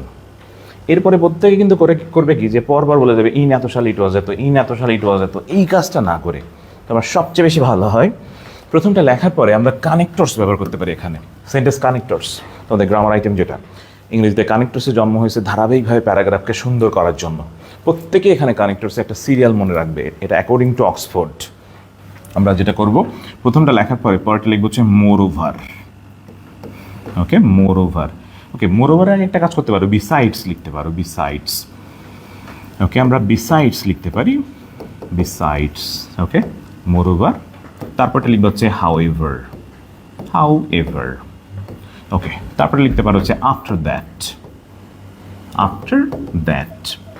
তারপরে লিখতে পারো afterwards, next, then, finally. Okay, তাহলে besides, moreover, however, after that, afterwards, next, then, শেষেরটা হচ্ছে ফাইনালি। এভাবে করে ফাইনাল লিখবো। মানে ব্যাপারটা কোথায় বললাম সবাই ধরতে পারছো কি না? ব্যাপারটা হচ্ছে 2000 সালে ইন্টারনেট ছিল 0.003 লাখ। তারপরেরটা যেটা ওইটাতে বিসাইডস এত সালে এত, মোরওভার এত সালে এত, হাউএভার এত সালে এত, অথবা আফটার দ্যাট, অথবা দেন, নেক্সট, এবং শেষেরটা হচ্ছে ফাইনালি। এই ব্যাপারটা তুমি যদি সেন্টেন্স কানেক্টরস ইউজ করে লেখো তাহলে তোমার লেখাটা আরও বেশি ভিভিড হবে এবং সুন্দর হবে। এবং এই লেখাটা তোমাকে মোটামুটি শিওর 100% শিওর তোমাকে 100% মার্ক পাবে। তো এইভাবে করে যখন তুমি তুলনাগুলো দিচ্ছ তোমাদের গ্রাফে 15 মার্ক, কিন্তু এক পেজ যদি লেখো তুমি 5 থেকে 6 মার্ক পাবে। অবশ্যই তোমাকে ইলাস্ট্রেট করে লিখতেই হবে এবং তোমাকে একটু বড় লিখতেই হবে। তো সেই জন্য জাস্ট তুমি যদি ফ্রেজগুলো ব্যবহার করো তাহলে তোমার গ্রাফটা আরও সুন্দর হবে। যেমন আমরা সালটা তো লিখলাম, এরপরে বলতে পারো in the next year 2016, in the years of 2017, the last year of 2018, অথবা after 2019, within the next 2 years, within the next 5 years, within the next 7 years। এইভাবে করে ইলাস্ট্রেশনগুলো যদি তুমি লেখো তোমার গ্রাফটা প্রচণ্ড অ্যাট্রাকটিভ হবে এবং টিচার এখানে 100% মার্কস দিবেন, শিওর 100%। আসবো গ্রাফে যখন বৃদ্ধি পায়, যেমন আমরা একটু আগে ইন্টারনেট ইউজার্সের যে গ্রাফটা দেখেছিলাম, এই গ্রাফে বৃদ্ধি পেয়েছে কিন্তু ইন্টারনেট ইউজার্সদের সংখ্যা 0.003 থেকে 3 অথবা 5 বা 6 এরকম করে বৃদ্ধি পেয়েছে। যখন বৃদ্ধি পাবে তখন জাস্ট কিন্তু সবাই কিন্তু লিখবে increases, increasing day by day. আমরা এই ল্যাঙ্গুয়েজটাকে চেঞ্জ করে জাস্ট লিখতে পারি রাইজ, ট্রিমেন্ডাস রাইজ। ওকে, অনেক ভয়ঙ্কর আকারে যেটা রাইজ পেয়েছে ওইটাকে লিখতে পারো। সাধারণত ইনক্রিজেস সবাই লিখে দেবে, কিন্তু ইনক্রিজ আমরা প্রগ্রেস লিখতে পারি, অথবা গ্রোথ লিখতে পারি, ইমপ্রুভমেন্ট লিখতে পারি, অ্যাডভান্সমেন্ট লিখতে পারি। ওকে, জাস্ট এটার ইমপ্লিমেন্টেশনটা একটু সুন্দর যেন হয়, তুমি যাতে ভার হিসেবে ব্যবহার করতে পারো, তাহলে ট্রিমেন্ডাস রাইজ লিখতে পারো কিন্তু। ওকে, সবাই কিন্তু ইনক্রিজ লিখবে, আমরা জাস্ট একটু অ্যাট্রাকটিভভাবে লেখার জন্য এটা লিখতে পারি। গ্রাফে যদি হ্রাস পায় কখনো, গ্রাফের ক্ষেত্রে দেখলাম তোমার গ্রাফে কখনো হ্রাস পেয়েছে, ওকে, তখন আমরা কিভাবে লিখব? তখন আমরা নর্মালি হচ্ছে ডিক্রিজ, ডিক্লাইন, ড্রপ, অথবা ফল, লিস্ট, লোয়েস্ট বা মিনিমাম, এই ওয়ার্ডগুলো সবাই কিন্তু ডিক্রিজ লিখবে, আমরা ডিক্লাইন, ড্রপ লিখতে পারি, ফল লিখতে পারি, লিস্ট, লোয়েস্ট এগুলো লিখতে পারি, মিনিমাম এগুলো সবাই লিখবে কিন্তু। তাহলে ডিক্রিজ, ডিক্লাইন, ড্রপ বা ফল, ক্লিয়ার। আমরা আসবো হচ্ছে এরপরে, সেটা হচ্ছে গ্রাফে যদি ওঠানামা করে। যেমন একটু আগে যে গ্রাফটা এঁকেছিলাম, যেখানে কিন্তু গ্রাফে নর্মালি এরকম যদি ওঠানামা হয়, এটা কিন্তু লাইন গ্রাফ বলা হয়। লাইন গ্রাফে যদি ওঠানামা হয়, তখন আমরা নর্মালি যেটা করবো সেটাকে আমরা ups and downs, rise and fall, okay বলবো যে এখানে আমরা এই গ্রাফে দেখতেছি আপস অ্যান্ড ডাউন অথবা rise and fall. Okay, you can use এই দুটো ওয়ার্ডকে তুমি ব্যবহার করতে পারো। ওকে ওকে, ধন্যবাদ। আসবো আমরা যেটা, সেটা হচ্ছে একটু আগে বলে গেছিলাম যেটা, সেটা হচ্ছে যে আমরা স্বাভাবিকভাবে গ্রাফের যে ওই যে ধাপগুলো বলছিলাম যে 2000 সালে এত, মনে আছে কিনা সবার, 2002 সালে এত, 3 সালে এত, তখন যেটা বলছিলাম যে besides, moreover, furthermore, however, after that, afterwards, then, next, finally, you can write that. মানে এই ওয়ার্ডগুলোকে তুমি যদি লেখো, তোমার গ্রাফটা আরও অ্যাট্রাকটিভ হবে। সবাই প্রত্যেকেই এত সালে ইট ওয়াজ এত, এটা লিখবো না আজকে থেকে। আসবো হচ্ছে ধারাবাহিক বর্ণনা ক্ষেত্রে যে ফ্রেজগুলো তোমার গ্রাফটাকে আরও অ্যাট্রাকটিভ করবে, যেখানে আমরা ইন জেনারেল এই কথাটা লিখতে পারি, কিন্তু ইন জেনারেল এটা লিখে কমা দিবা, এটা একটা phrase. According to the graph 2018 is the year when the highest number was এত, মানে যেটাই হাইয়েস্ট ছিল ওটা তুমি একবার বলে যাবে। while 2015 the year when the lowest number was এত, হাইয়েস্টটা লোয়েস্টটা বলে যেতে হবে কিন্তু। ওকে, কম্পেয়ার করে বলে যেতে হবে, যদি যোগ বিয়োগ করে বলতে পারো তাহলে ভালো হয়। ওকে, আমাদের এরপরে কাজটা হচ্ছে একেবারে শেষ দিকে দেখা যাচ্ছে যে আমাদের তুমি যখন ধাপগুলো বললা, যোগ বিয়োগ করে বলা হয়ে গেছে, বলা হওয়ার পরে কিন্তু প্রত্যেকটা বলে যেতে হবে। প্রত্যেকটা বলে যাওয়ার পরে কোন সালে বেশি ছিল, কোন সালে কম ছিল অবশ্যই বলতে হবে। এটা বলার পর এটা যদি যোগ বিয়োগ করে বলা যায় সবচেয়ে বেশি ভালো হয়, যে 5 থেকে 6 হয়েছে তাহলে এটা 1 লাখ বৃদ্ধি পেয়েছে। 1 লাখ বৃদ্ধি পাওয়া মানে পজিটিভ একটা ইম্প্রুভমেন্ট। পজিটিভ ইম্প্রুভমেন্ট মানে বাংলাদেশের মানুষ ইন্টারনেট ইউজ করতেছে এবং এটা কিন্তু একটা ইফেক্ট ফেলতেছে আমাদের জনজীবনে। এই ব্যাপারগুলো ইলাবোরেট করে লিখতে হবে। লিখলে তোমার লাইন বাড়বে, কারণ 15 মার্ক, এবং এটা আশা করা হয় সাধারণত 2 পেজ তুমি লিখবা, 2 থেকে 2.5 পেজ, 150 ওয়ার্ড, তো স্বাভাবিকভাবে 2 পেজ লিখলেই হবে। তবে স্ট্যান্ডার্ড ফর্মেটে 2 পেজ লিখলেই হয়ে যাবে। আমরা শেষ দিকে এভাবে লিখতে পারি, the analysing the graph we can say that. Okay, এটা বলতে পারো শেষ দিকে, অথবা বলতে পারি in conclusion we can say that. Okay, এভাবে লিখলে তোমার গ্রাফের মোটামুটি শেষের দিকে যদি আমাদের গ্রাফের বৃদ্ধি পায়, তখন বলতে পারি it is a positive sign বা পজিটিভ সিগনিফিকেন্স বা পজিটিভ ব্যাপারটা বলতে পারো যে এটা পজিটিভ একটা বিষয় আমাদের লক্ষ্য করতেছি। আর যদি কমে যায় তাহলে সেটা কিন্তু নেগেটিভ একটা সাইন হিসেবে ধরে নিয়ে লিখতে পারো। স্বাভাবিকভাবে পজিটিভ ব্যাপারটা বা বৃদ্ধি পাওয়া ব্যাপারটাই বলা হয়। ওকে, আমরা আসবো যেটা, সেটা হচ্ছে পাই চার্ট। গতবারে যশোর বোর্ডে আসছে পাই চার্ট, এবারও যে আসবে না এর নিশ্চয়তা কি? বা কলেজের এক্সামে তুমি যারা 26 ব্যাচ আছো তারা পাই চার্ট পেতে পারো। পাই চার্টের ক্ষেত্রে যেটা করা হয়ে থাকে, যে পাই যে চার্টটা দেওয়া হয়ে থাকে, এই পাই চার্টের পুরো গোল যে পার্টটা দেওয়া থাকে এইটাকে ধরা হয়ে থাকে 100%। এই 100%-এর ভিতরে বলা থাকে যে এই পার্সেন্টগুলো এটা ইউজ করছে বা এই পার্সেন্ট এটা হয়েছে, ওইটাকে এলাবোরেট করতে হয়। পাই চার্ট কিন্তু 2 পেজ লেখা একটু টাফ, এই জন্যই আমাদের আজকের এই প্রসেস। পাই চার্ট এলাবোরেট করে লিখতে হবেই, এবং পাই চার্ট যদি তুমি সুন্দর করে লিখতে পারো, তুমি শতভাগ ফুল মার্কস পাচ্ছ। ওকে, তো পাই চার্টের ক্ষেত্রে the pie chart shows about the various ইনফরমেশনগুলো লিখে যাবে, বা কোশ্চেন যেটা থাকবে ওইটা লিখবা। It is very important topic for the develop. মানে ব্যাপারটা হচ্ছে এরকম যে যখন তুমি ব্যাপারটা ইম্পর্ট্যান্ট হবে, তখন তুমি ইম্পর্ট্যান্ট বেসিসে একবার বর্ণনা করে চলে গেলাম। এরপরে অ্যাকর্ডিং টু দ্য স্ট্যাটিস্টিক্স, পাই চার্টে সাধারণত স্ট্যাটিস্টিক্স দেওয়া থাকে, পরিসংখ্যান দেওয়া থাকে, সার্ভে দেওয়া থাকে, রিপোর্ট দেওয়া থাকে। তখন তুমি জাস্ট লিখলা the pie chart shows that the different, মানে এই ব্যাপারটা বলা হচ্ছে, মানে প্রথমে এলাবোরেট করে বলে গেলা। এরপরে সাল দেওয়া থাকলো আগেরটার মতোই, বা যদি কোনো অ্যামাউন্ট বলা থাকে সেই অ্যামাউন্টটা বলে গেলা, প্রত্যেকটা বলে যাবে। এবং মোটামুটিভাবে যদি ডিফারেন্সগুলো দুটার ভিতরে কতটুকু ডিফারেন্স সেটা বলে গেলা, এলাবোরেট করে একটু বলে যেতে হবে। এর পাশাপাশি সর্বোচ্চ সর্বনিম্ন এটা একটু বলে যাবে। এবং এইটা আমাদের এমন সময় দেখা যায় পাই চার্টের যে বিষয়গুলো থাকে সেটা সোশিও ইকোনমিক ব্যাপারগুলো বেশি হয়ে থাকে, কারোর স্পেন্ডিংটা হয়ে থাকে, মানে দেখা যাচ্ছে যে কেউ কোনো সময় ব্যয় করতেছে কীভাবে, সেই ধরনের পাই চার্টগুলো বেশি আসে। তো সেখানে সোশিও ইকোনমিক ব্যাপার থাকলে এটা বলে যেতে হবে, বলে গেলা। আর আগেরটার মতোই তুমি এলাবোরেট করে করতে করতে বললা। শেষে ফাইনাল একেবারে পাই চার্টে থাকে সার্ভে, তো সেই ক্ষেত্রে আমরা লিখতে পারি finally analysing the survey we can say that এই পাই চার্টে এই বিষয়ে বলা হয়েছে। যদি কারোর কোনো ইমপ্রুভমেন্টের দরকার হয় সেখানে তুমি বলে গেলে। যেমন একটা উদাহরণ হিসেবে আমরা আমাদের একটা পাই চার্ট দেখতে পারি, আমাদের এখানে ছিল হচ্ছে Ruby's time spending on different activities. Ruby তার সময়টাকে কীভাবে সে ব্যয় করে সেই বিষয়ে বলা আছে। তো রুবি যেটা করে সেটা হচ্ছে রুবি হচ্ছে 25% স্লিপ, ঘুমের ভিতরে ব্যয় করে 25%, স্কুলে সে 25%, সে খেলাধুলায় হচ্ছে 19%, মিলস খাবারের ক্ষেত্রে 6%, হোমওয়ার্কের ক্ষেত্রে 10%, এন্টারটেনমেন্ট হচ্ছে 15%। ওকে, তাহলে এই পাই চার্টে একটু আগে যেটা বলছিলাম, ওকে, এখানে তোমরা যেটা লিখবা সেটা হচ্ছে গ্রাফ থাকলে গ্রাফ, পাই চার্ট থাকলে পাই চার্ট। এটা আমরা গ্রাফও যদি গ্রাফও লিখতে পারে সমস্যা নেই, কিন্তু পাই চার্ট লিখলে ভালো হয়। দ্য পাই চার্ট শোজ, এরপরে শোজের পরে অনেকে যারা ফার্স্ট লাইন লিখতে পারি না তাদের প্রবলেমটা হচ্ছে ফার্স্ট লাইন লিখতে গেলে দেখবে এখানে শোজের পরে লিখেই দেওয়া থাকে। ওকে, শোজের পর থেকে একেবারে লিখে দেওয়া থাকে ফার্স্ট ফুল স্টপ পর্যন্ত। তুমি এইটুকু তোমার পাই চার্টের ফার্স্ট লাইন।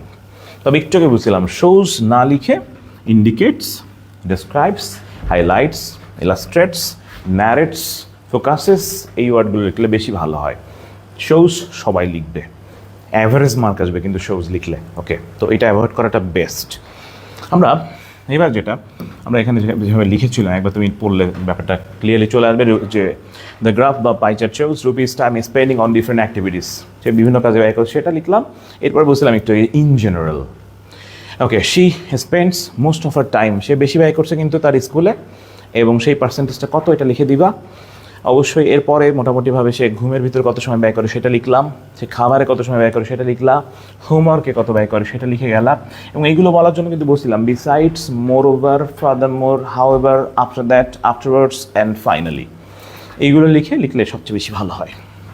ওকে, এগুলো বলার পরে একটু কম্পেয়ার একটু আসবা, এটা কম্পারিজন, এটা বলে গেলা। বলার পরে যেটা করতে হবে সেটা হচ্ছে আমরা টোটাল গ্রাফ, মানে এটা তো pie chart, total pie chart থেকে দেখি যে সে একটা কাজ করে, সেটা হচ্ছে সে হোমওয়ার্ক যেটা সেটা কিন্তু 10% হোমওয়ার্ক, কিন্তু তার এন্টারটেনমেন্টটা কিন্তু 15%।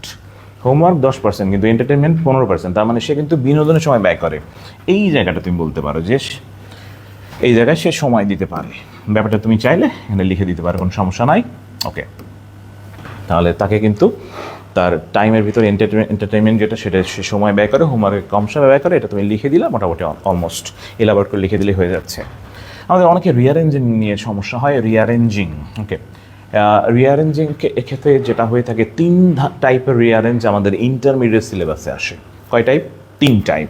ওকে, আমরা একটু জাস্ট কমেন্ট সেকশনগুলো একটু দেখি, একটু কষ্ট করে প্রত্যেকেই আমাকে একটু কমেন্টে জানাও রিয়ারেঞ্জ কয় ধরনের আসতে পারে। হ্যাঁ, রিয়ারেঞ্জ কয় ধরনের আসে একটু কষ্ট করে প্রত্যেকে একটু জানাই যে রিয়ারেঞ্জিং যদি আসে আমাদের পরীক্ষায় কয় টাইপের আসতে পারে। আমি একটু কমেন্ট সেকশন পড়ি, মানে একাধারে বলে গেলে আসলে দেখা যাচ্ছে যে তোমাদের কনসেন্ট্রেশন থাকলো না। একটু কমেন্টে আমাকে জানাবে যে রিয়ারেঞ্জ এইচএসসি সিলেবাসে কয় ধরনের হতে পারে, কমেন্ট একটু জানাবো। ইয়েস, স্বপ্ন লিখছে হচ্ছে 3 ধরনের, ইব্রাহিম 3, ভেরি গুড। কয় ধরনের একটু লিখে যাও সবাই, তাহলে আমাদের পার্টিসিপেশন বাড়ুক। ওকে, রিয়ারেঞ্জ কয় ধরনের আসতে পারে? ইন্টারমিডিয়েটে সাধারণত 3 ধরনের রিয়ারেঞ্জ আসে একটু প্রত্যেকে। ওকে, অঞ্জন হালদার 3, প্রীতি বসু 3। ওকে, ভেরি গুড, প্রত্যেকে কমেন্ট করতেছি, কমেন্ট করে যাও একটু কষ্ট করে। 3 টাইপস। ওকে, ভেরি গুড। হাসান কমেন্ট করেছো, হাবিবা কমেন্ট করেছো, বিথি কমেন্ট করেছো 3, মারিয়া কমেন্ট করেছো 3 টাইপের, Jessica Basu 3, very good, Preeti Basu 3, Sajid Basu 3 type. Okay, very good, 3 types. Okay, Muntasir 3 types, very good. Aparna Saha হচ্ছে জুই 3। ওকে, অপর্ণা 3 বলছো, হ্যাঁ কমেন্ট করেছি। বাকিরা একটু কমেন্ট করতে থাকো কয় টাইপের রিয়ারেঞ্জ আসতে পারে আমাদের পরীক্ষায়। আগের মনে হয় গ্রাফ অ্যান্ড চার্টটা মোটামুটি মনে হয় বুঝছো হয়তো বা। গ্রাফ অ্যান্ড চার্টে কোথাও সমস্যা থাকলে আমাকে কমেন্টে জানাও, আমি তোমার কমেন্ট পড়ে অবশ্যই মোটামুটিভাবে যদি কোথাও কোনো সমস্যা হয় তাহলে আমি আবার রিপিট করতেছি, কোনো সমস্যা নাই। বিকজ ফার্স্ট পেপারে ইংরেজিতে সবচেয়ে বড় প্রবলেম হচ্ছে ফার্স্ট পেপারে এ প্লাস পাওয়া, সেকেন্ড পেপারে কিন্তু এ প্লাস মিস হয় না।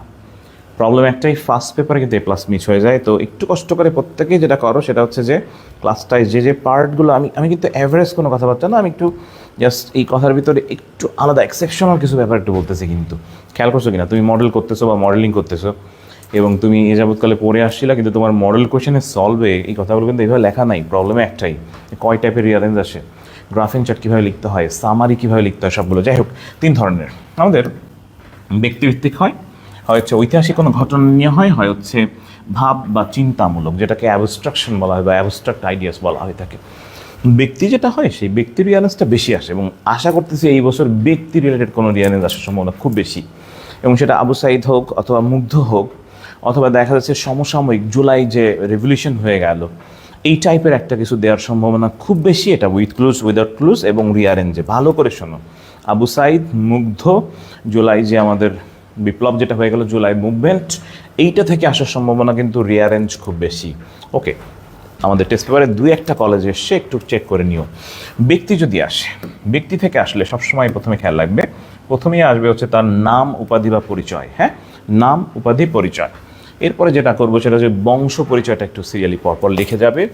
বাল্যকালটা লিখবা অবশ্যই, বাল্যকালটা, বয়স্ককালে যে শিক্ষা ব্যবস্থা বা শিক্ষার যে তার যে অবদানটা সেটা, কোথায় পড়ালেখা করছেন সেটা, পেশা বা বিবাহ রিলেটেড কোনো বিষয়ে বলা আছে কিনা সেটা, ছেলে মেয়ের ব্যাপারটা বলা আছে, যেমন আমাদের শেক্সপিয়ারের ক্ষেত্রে বলা আছে কিন্তু, অসাধারণ কোনো কৃতিত্ব আছে কিনা, তার এক্সট্রাঅর্ডিনারি কোনো অ্যাচিভমেন্ট আছে কিনা। এছাড়া হচ্ছে তার বৃদ্ধকালের পরে তো মানুষ মারা যায়, মারা যাওয়ার ব্যাপারটা, মৃত্যুর পরে যে তাকে যে আমরা মূল্যায়ন করতেছি এই ব্যাপারটা, অন অ্যান এভারেজ এইভাবে হয়ে থাকে ব্যক্তি রিলেটেড যে রিয়ারেঞ্জগুলো সেগুলো।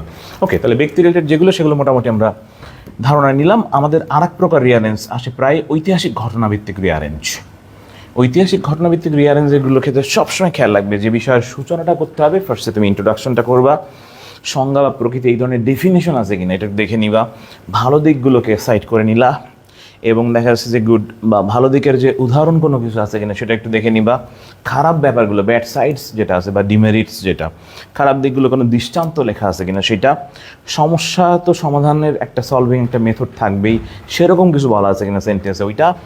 এছাড়া সমাপ্তি বা কনক্লুডিং পার্ট যেটাকে টার্মিনেটর বলে থাকি, এই পার্টটা মোটামুটি তুমি দেখে নিলাম। রিয়ারেঞ্জে কিন্তু একটা বড় প্রবলেম, রিয়ারেঞ্জের ক্ষেত্রে সবচেয়ে ভয়ানক জিনিস, অনেকে আমরা প্লাস প্লাস দিয়ে লিখি, প্লাস প্লাস দিয়ে রিয়ারেঞ্জ লেখা যাবে না। ভালো করে শোনো, আমি যারা ABCDEFG সেভাবে করে প্লাস প্লাস দিয়ে রিয়ারেঞ্জ লেখো, একেবারে স্টপ আজকে থেকে। রিয়ারেঞ্জ অবশ্যই বক্স করে পেন্সিল দিয়ে বক্স, সিরিয়ালটাকে অবশ্যই সিরিয়ালি 1 থেকে 10 পর্যন্ত। আমাদের শর্ট সিলেবাসে, আমাদের ফুল সিলেবাসে কিন্তু 10টা রিয়ারেঞ্জ, এখানে 10 পর্যন্ত লিখে যে তুমি লিখে দিয়ে যাবা পরেরটা, অবশ্যই সিরিয়ালি। রিয়ারেঞ্জে কিন্তু ভয়ঙ্কর একটা জায়গা, সেটা হচ্ছে প্রথমটা এবং শেষটা যদি হয়, রিয়ারেঞ্জের প্রথমটা এবং শেষটা যদি হয় তুমি ভিতরে মার্কস পাওয়া, প্রথমটা বা শেষটা যদি না হয় টিচারের মর্জির উপরে মার্কস ডিপেন্ড করবে। তার মানে খুব সাবধান, ফার্স্ট এবং লাস্ট যেন সুন্দরভাবে হয় রিয়ারেঞ্জের। ওকে, তো এটা যেন মনে থাকে প্রত্যেকের। ওকে, গ্রাফের ব্যাপারটা একটু জাস্ট আমাদের ভিডিও শেষ হওয়ার পরে তুমি জাস্ট একবার স্ক্রল করে দেখে নিও। দেখো, আমরা হচ্ছে সামারি রাইটিং, যেটা নিয়ে সবচেয়ে বেশি সমস্যা হচ্ছে সামারি রাইটিংয়ে যে প্রবলেমটা হয় সেটা হচ্ছে আমরা সামারি প্যাসেজ থেকে, থার্ড প্যাসেজ থেকে আসে কিন্তু summary, be careful, third passage কিন্তু পরপর 2টা থাকে, সেকেন্ড এবং থার্ড। অনেকেই আমাদের প্রবলেম হয় কি যে কোন প্যাসেজ থেকে সামারি কিন্তু third passage, flow chart second passage, summary third passage, flow chart second passage, first passage থেকে MCQ এবং কোয়েশ্চেন। সবচেয়ে প্রবলেম হয় 3টা জায়গায় সামারি রাইটিংয়ের ক্ষেত্রে। জাস্ট 10-এ 10 শিওর, আমার এই প্রসেস ফলো করলে 10-এ 10 100% শিওর, ফার্স্টে পুরো প্যাসেজটা পড়ে নিতে হবে। সামারি রাইটিং একটা মজার জায়গা, সেটা হচ্ছে রিসেন্টলি হচ্ছে সামারি এক্সাম নিলাম। সামারির ক্ষেত্রে যেটা বঙ্গবন্ধুর যে প্যাসেজটা আছে, অনেকে দেখা যায় যে আমরা হুবহু প্যাসেজ কপি করাই তো বস প্রত্যেকেই মোটামুটি। তো এরকম হয়, সেটা হচ্ছে কি যে দেখলাম খাতা দেখতেছিলাম, তো তখন দেখি যে বঙ্গবন্ধুর প্যাসেজে আমাদের বঙ্গবন্ধু কিন্তু ভাষণের সময় বলছিল যে মাই ব্রাদার্স, ওকে ভাইয়ের আমার। ওকে, এইবার পোলাবান করছে কি 2-1 করছে হচ্ছে পুরো মাই ব্রাদার্স থেকে তোলা শুরু করে দিছে, মানে তুলবি ঠিক আছে বাবা, তুই মাই ব্রাদার্স থেকে তুললি কেন? জাস্ট এইটা যেন না করি আমরা, মানে হুবহু প্যাসেজ তোলার দরকার নেই। প্রত্যেকে যেটা করবো সেটা হচ্ছে সামারি রাইটিংয়ের ক্ষেত্রে একটু কষ্ট করে প্রত্যেকে যেটা করবা সেটা হচ্ছে যে পুরো প্যাসেজটাকে একবারই স্কিম করে নিবা।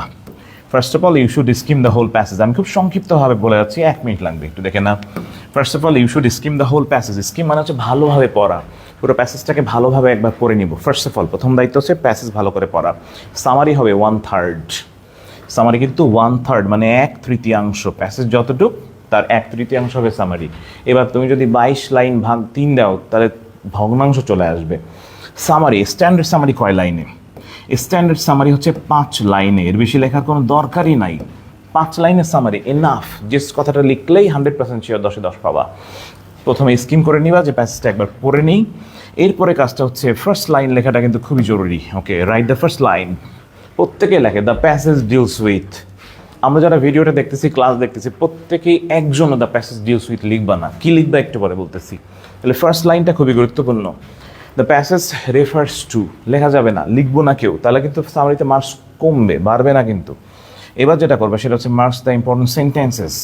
সামারির ভিতরে যে প্যাসেজটা দেওয়া থাকবে, যে প্যাসেজটা সামারি করতেছো, ওইটার ইম্পর্টেন্ট সেন্টেন্সগুলো মার্ক করে নিতে হবে। ফার্স্ট অফ অল কিওয়ার্ডসগুলো বের করে নিতে হবে। সেই কিওয়ার্ডসগুলো তুমি আগে বের করে নিবা মনে মনে, এবং এই জন্য প্যাসেজগুলো কয়েকবার পড়ে নিব।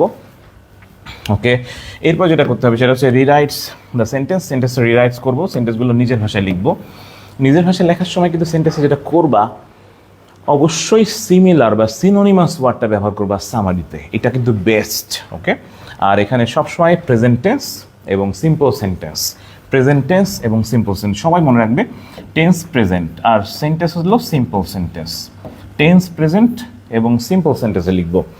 সামারির ক্ষেত্রে অবশ্যই কয়েকটা জিনিস মনে রাখবে, সেটা হচ্ছে ফাইন্ডিং দ্য মেইন আইডিয়াস, মানে প্রথম কাজ হচ্ছে মেইন আইডিয়া খুঁজে বের করা। ওকে, ইউজ রিপোর্টিং ভার্ব, কিছু ভার্ব আছে অ্যাট্রাকটিভ কিছু ভার্ব, এই ভার্বগুলো অবশ্যই মনে রাখবে, আমি বলে দিচ্ছি একটু পরে। সাপোর্টিং আইডিয়াস, ওটাকে ইলাবোরেট করে লিখতে হবে। আর কনক্লুডিং আইডিয়াস। সামারির ক্ষেত্রে কিন্তু একটা কাজ করা যাবে না, তোমার মন্তব্য, পরামর্শ, সুপারিশ কিচ্ছু লেখা যাবে না, লিখলে কিন্তু তুমি শেষ। প্যাসেজ যে ভাষায় বলা আছে সাবজেক্টিভ ল্যাঙ্গুয়েজে, ওই ল্যাঙ্গুয়েজে কিন্তু তুমি লিখতে পারবে না, তুমি কিন্তু রাইটার যেটা বলছেন সেইটাকে তুমি জাস্ট যা বলছেন সেটা। ওকে, চলে আসবো শর্টকাট প্রসেসে। সামারির ক্ষেত্রে জাস্ট এই ভার্বগুলো লিখলে তোমার সবচেয়ে বেশি 100% শিওর তোমার সামারিতে মার্ক দিবেই, শতভাগ শিওর 100% ফুল মার্কস দিবে। ওকে, দ্য প্যাসেজ বা টেক্সট সাধারণত সবাই লেখে রেফার্স টু, রেফার্স টু লিখবই না কেউ, লিখবো explains, suggest, advises, presents, represents, states, clarifies, অথবা ন্যারেটস, ডিসকাসেস। ওকে, সবচেয়ে ভালো হয় ডিসকাসেস লিখলে, অথবা যদি কোনো প্যাসেজে স্ট্যাটিস্টিক্স থাকে তাহলে সেখানে ইন্ডিকেটস লিখলে ভালো হয় সবচেয়ে বেশি। ওকে, বা যদি একেবারে অ্যাভারেজ যেটা শিখেছো রেফার্স টু দিলে দিতে পারো, কিন্তু সাধারণত ফোকাসেস অথবা ডিসকাসেস বা ইন্ডিকেটস লিখলে বেশি ভালো হয়। ওকে, তাহলে মোটামুটি সামারির ফার্স্ট লাইন ক্লিয়ার। এরপরে কিওয়ার্ডসগুলো বের করে নিলাম, কিওয়ার্ডসগুলো বের করে নিয়ে কানেক্টরসের ব্যাপারটা একটু শিখেছিলাম, কানেক্টরসের ব্যবহারগুলো ভালো করে করলেই হয়ে যাচ্ছে। ওকে, তাহলে আশা করি সামারিতে মোটামুটি আশা করি ভালো মার্কস পাবেই। ওকে, এইগুলোর পিডিএফ দিয়ে দেওয়া হবে গ্রুপে। আমরা চলে আসবো একটা প্যাসেজ, আমরা উদাহরণস্বরূপ যদি নেলসন ম্যান্ডেলা, সেই বিখ্যাত passage Nelson Mandela guided South Africa from the shackles of apartheid to a multiracial democracy, সেই বিখ্যাত প্যাসেজ ইউনিট 1 লেসন 2। এই প্যাসেজেই এটাকে উদাহরণ হিসেবে আমরা ধরে নিয়ে এইটার একটা সামারি আমরা একটু দেখে নিই। বাকি প্যাসেজগুলো পার্সোনালিটি রিলেটেড যেগুলো আছে এই সেম স্টাইলে লেখা যাবে, বা যে কোনো সামারি তুমি এই স্টাইল লিখতে পারবা। সেই বিখ্যাত একেবারে ফার্স্ট ইয়ারেই পড়ছিলাম, মনে আছে কিনা, Nelson Mandela guided South Africa from the shackles of apartheid to a multiracial democracy, সেই বিখ্যাত প্যাসেজ। ওকে, আমরা আসবো যেটা, এই দেখো সামারিটা এভাবে লিখবো আমরা। এই প্যাসেজ সামারির ক্ষেত্রে দ্য প্যাসেজ ফোকাসেস অন, আমি কিন্তু রেফার্স টু লিখি নাই, focuses on the political struggle of Nelson Mandela.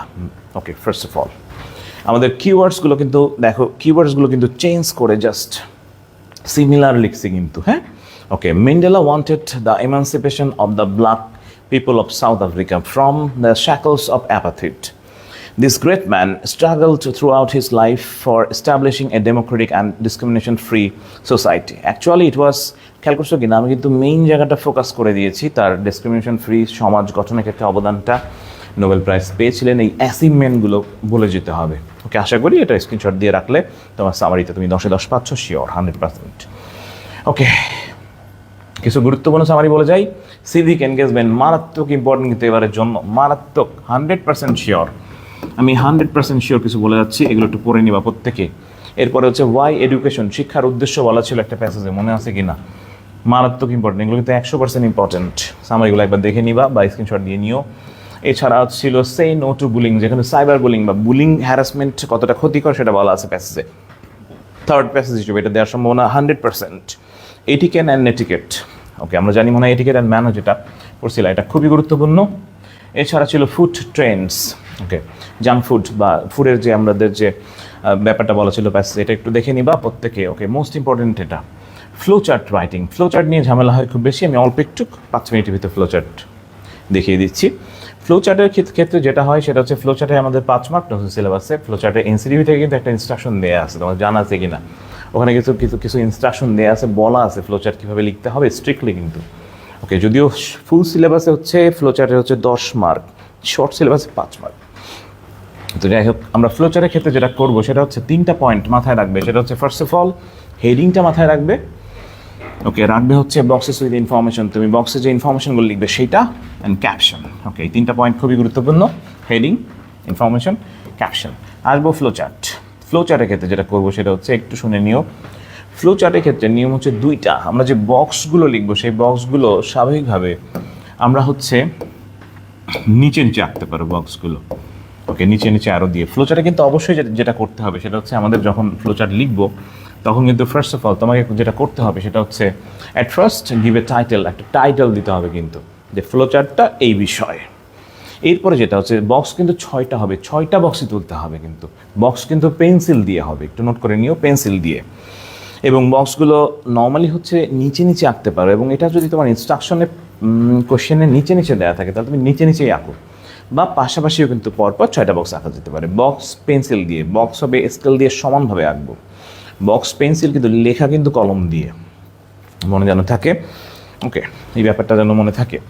এরপরে যেটা করবে সেটা হচ্ছে ফ্লো চার্টে কিন্তু অবশ্যই তোমাকে যেটা করতে হবে সেটা হচ্ছে নাম্বারিং করতে হবে, মানে 1 2 3 4 এভাবে নাম্বারিং করবা। আর যেটা করতে হবে সেটা হচ্ছে যে স্বাভাবিকভাবে অ্যারো সাইন ইজ মাস্ট, তীর চিহ্ন কিন্তু দিতেই হবে ফ্লো চার্টে, একটার পর একটা যে তীর চিহ্ন এটা দেওয়া লাগবে। ওকে, আর ফ্লো চার্টের সবচেয়ে ইম্পর্টেন্ট পয়েন্টটা হচ্ছে ফ্লো চার্টের প্রথম অ্যালফাবেটটা যদি ক্যাপিটালে হয় বাকি 6টার প্রথমটা হবে ক্যাপিটালে। ফ্লো চার্টের প্রথমটা যদি ক্যাপিটাল লেটারে লিখে দেয় তাহলে বাকি 6টাই কিন্তু ক্যাপিটাল লেটারে কিন্তু, হ্যাঁ, একটু কষ্ট করে মনে রাখবে। ওকে, বাকিগুলো সব ক্যাপিটালে। হ্যাঁ, রেকর্ডিং থাকবে, সমস্যা নেই ক্লাসে।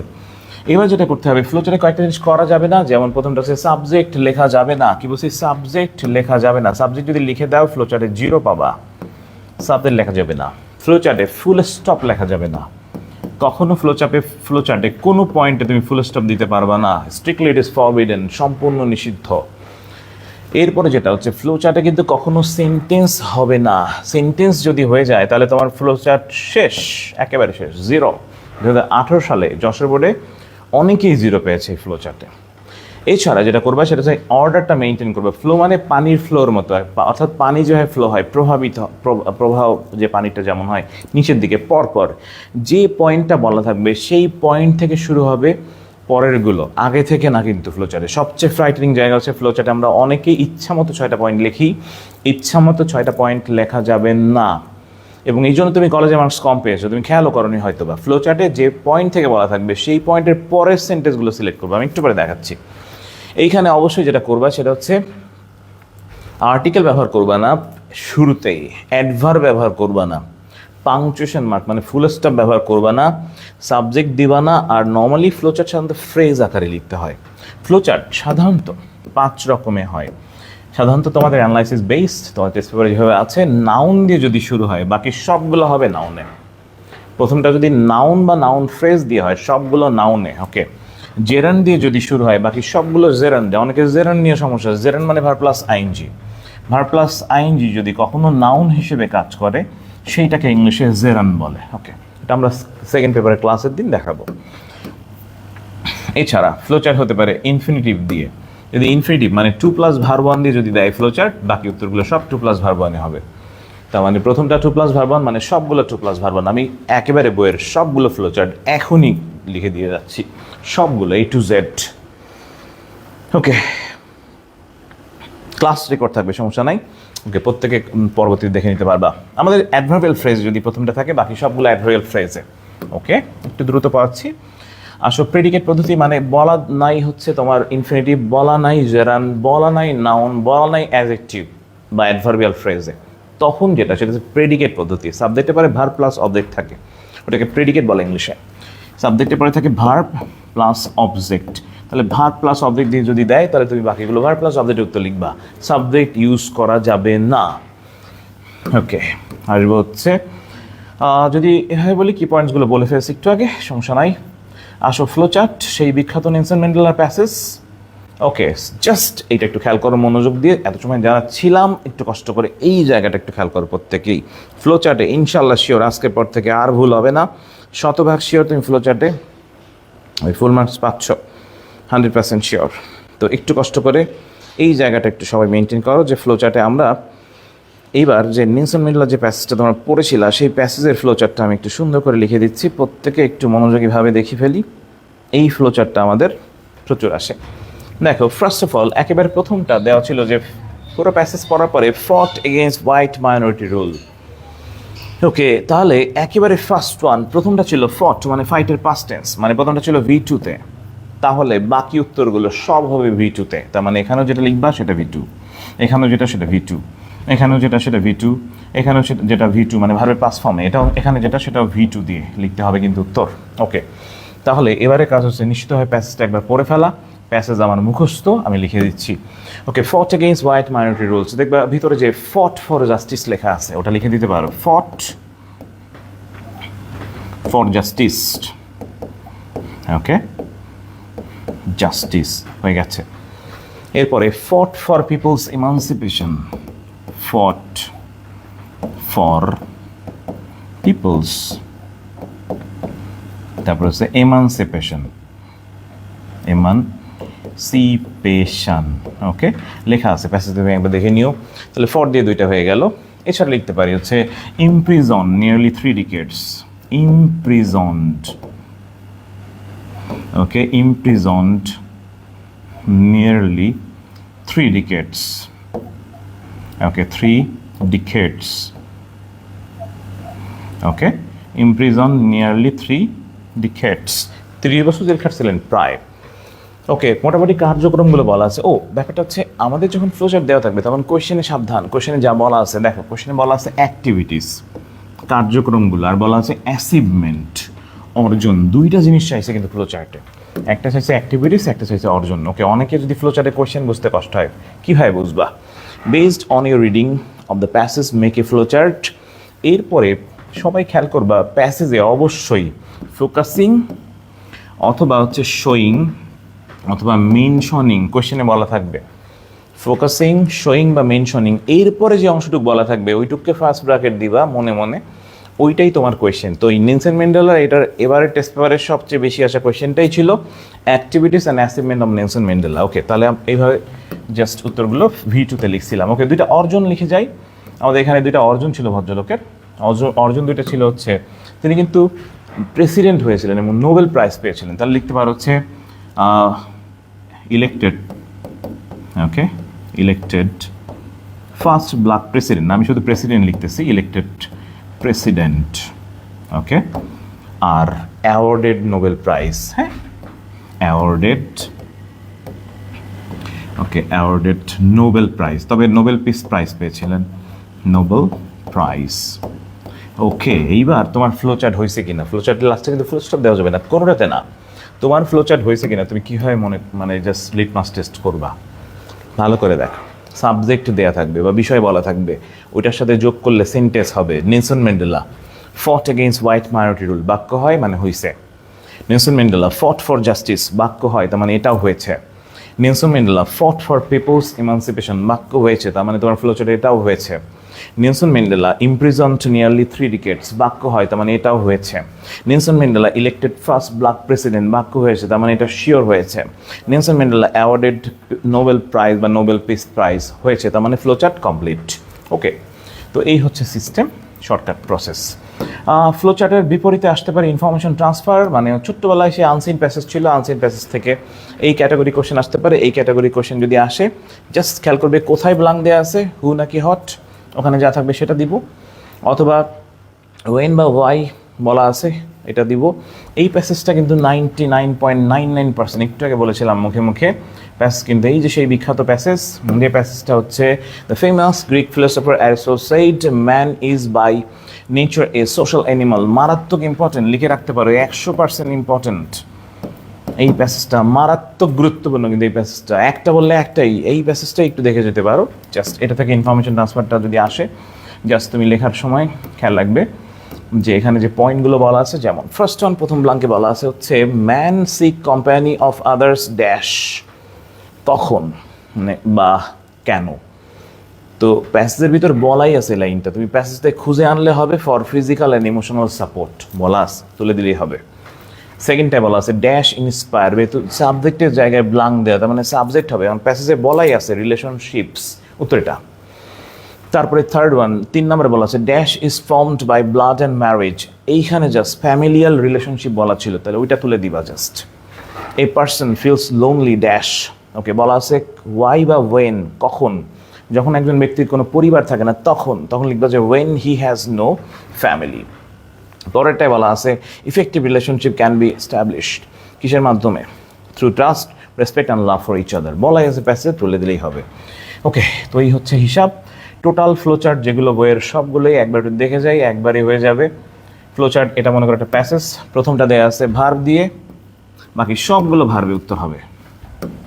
ওকে, চলে আসো আরেকটা প্যাসেজে। এটা আরেকটা প্যাসেজ, প্রথমটা দেয়া আছে ভার্ব প্লাস আইএনজি, বাকি সবগুলো verb plus ING.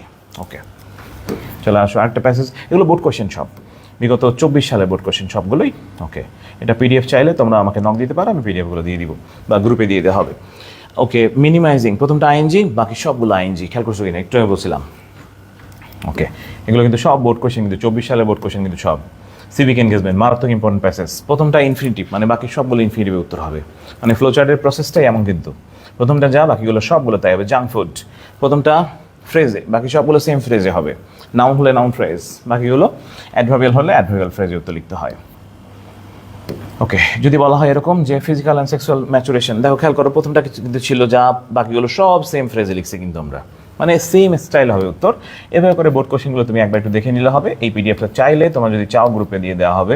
Total question সব এক জায়গায় করা আছে, ফ্লো চার্টের টোটাল সামারি সব এক জায়গায় করা আছে, বইয়ের সব কিছু টোটাল। ওকে, জাস্ট কষ্ট করে দেখে নিলে হবে। একই নিয়ম, জাস্ট লিভিং আছে, বাকিগুলো সব লিভিং দিয়ে মানে আইন দিয়ে উত্তর লিখছি। এগুলো সব বোর্ড কোয়েশ্চেন বিগত সালে একবার দেখে নিলে হবে, এবং তোমাদের টেস্ট পেপারে আছে মেবি। ওকে, আমাদের অনেকে ইমেল নিয়ে প্রবলেম। ইমেইলে একটা প্যাটার্ন, একটা দিয়ে সবগুলো লেখা যায় ইমেল। ইমেইলে ফার্স্টে কিন্তু লিখতে হয় ফ্রম, তারপরে to, CC, BCC, sent, subject. From মানে তুমি। ইমেইলে যে ভুলটা করে থাকে বাচ্চারা, সেটা হচ্ছে সবাই নাম কিন্তু বড় হাতের দেয়, ক্যাপিটালে দেয়। ইমেইলে কিন্তু ক্যাপিটাল লেটার দিয়ে লেখা যাবে না, capital totally band. Email address হয় স্মল লেটারে, তার মানে স্মলে লিখবা। আমি লিখছিলাম porimoni@gmail.com, মানে তুমি তোমার নাম লিখলা, যাকে পাঠাইছো। আমি লিখছিলাম প্রিন্স মামুন, জাস্ট তুমি ওখানে লিখে @gmail.com। ব্যাপারটা হচ্ছে স্মলে লিখতে হবে কিন্তু, হ্যাঁ, ক্যাপিটালে লেখা যাবে না। সিসি, বিসিসি এটা ইম্পর্টেন্ট না, যদি চাও দিতে পারো, না দিলে নাই। এরপরে সেন্টের ক্ষেত্রে অবশ্যই day, date and time exactly লিখতে হবে কিন্তু, হ্যাঁ, পুরোপুরি এক্স্যাক্টলি, নাহলে কিন্তু এখানে কিন্তু ঝামেলা হবে। আমাদের ইমেইলে কিন্তু exactly day, date and time পুরোটা লিখতে হবে, না হলে কিন্তু ঝামেলায় পড়ে যেতে হবে প্রচুর। ওকে, পিডিএফ দিব। ওকে, শিওর, একটা দিয়ে সবগুলো হয়ে যাবে। এবং এই একটা কিন্তু I have received your email, okay, in your email you have said, ওরকম স্টাইলে না, একটা যে স্টাইলে লিখছি স্ট্যান্ডার্ড ফর্ম্যাটে, একটা দিয়ে সবগুলো ইমেইল সম্ভব। জাস্ট একটা ইমেইল পড়ে যাও, ইনশাল্লাহ শিওর। একটা ফর্মাল লেটার দিয়ে সবগুলো ফর্মাল লেটার ক্লিয়ার হয়ে যাবে, শিওর 100%। আসো আমরা ক্লাসের প্রায় শেষে চলে আসছি, যেহেতু খুব লেন্দি ক্লাস আমরা নিব না, সাজেশন ভিত্তিক ক্লাস ছিল ফার্স্ট পেপারের, একেবারে শেষে চলে আসছি আমরা। ক্লাসের শেষের ক্ষেত্রে আমি একটু তোমাদেরকে জাস্ট অল্প একটু আমাদের এই সময়, যে এখনকার সময়ের সবচেয়ে বেশি হচ্ছে যে সময়টা চলতেছে, এই সময়টায় আমরা খুব বেশি কনফিউজড হয়ে যাচ্ছি। যে ইন্টারমিডিয়েট পরীক্ষা আগামী 59 দিন পরে, তোমরা গুনছো কিনা আমি জানি না, আমি গুনছি, আগামী 59 দিন পরে হচ্ছে ইন্টারমিডিয়েট, মানে এইচএসসি পরীক্ষা, সবচেয়ে বড় কম্পিটিটিভ এক্সাম, জীবনের সবচেয়ে দামি পরীক্ষা।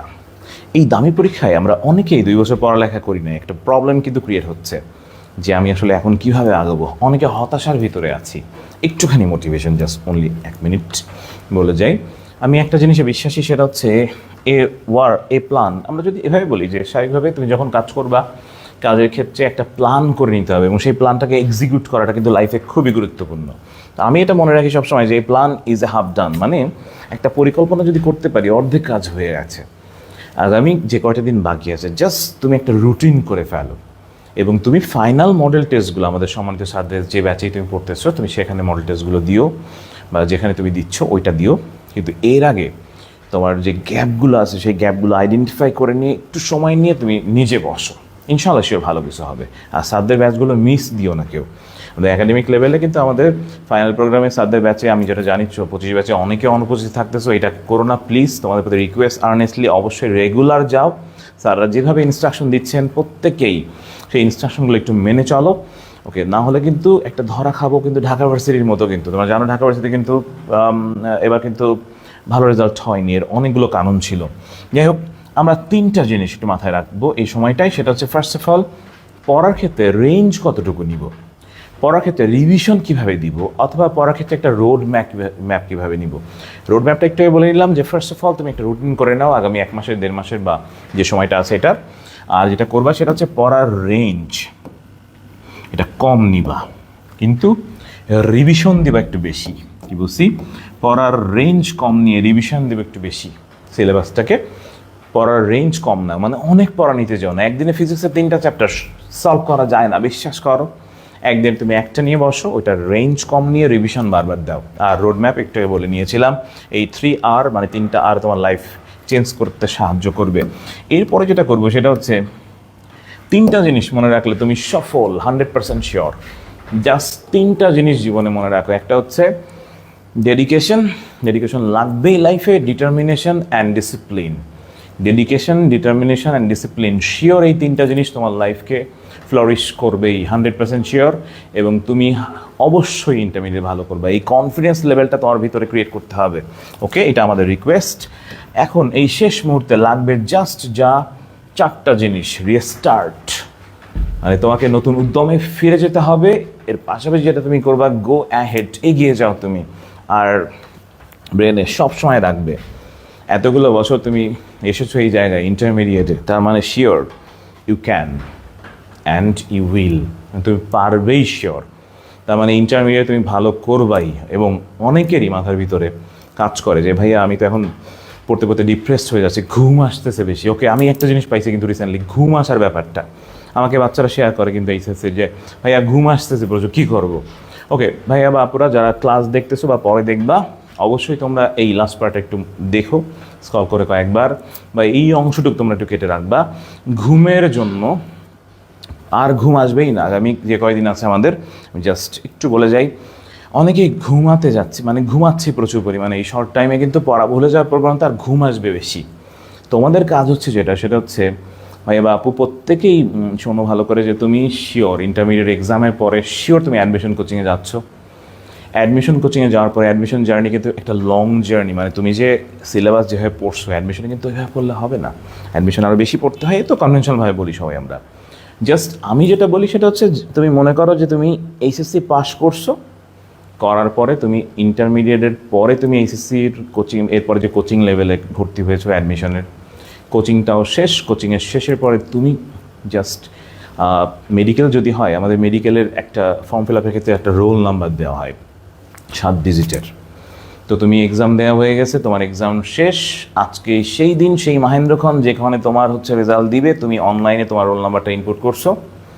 অনলাইনে ইনপুট করার পরে জাস্ট তুমি দেখছো মনে হয় ওই যে আমাদের হলুদ কালার একটা অনলাইন ফর্ম বের হয় কিন্তু রেজাল্টের, ওকে, ওখানে বলা থাকে অ্যালোকেটেড কলেজ, মেডিকেল কলেজ। এবং তুমি সেই ব্যক্তি, তুমি তোমার রোল নাম্বার ইনপুট করার পরে অ্যালোকেটেড মেডিকেল কলেজ আসে ঢাকা মেডিকেল। টেস্ট স্কোর বলে দেয় কিন্তু এত পেয়েছো তুমি, 85, 86, 89, এবং তোমার কাঙ্ক্ষিত ক্যাম্পাস ঢাকা মেডিকেল হয়ে গেছে। এবং তুমি তোমার আব্বুকে ফোন দিছো যে আব্বু আমি চান্স পেয়ে গেছি।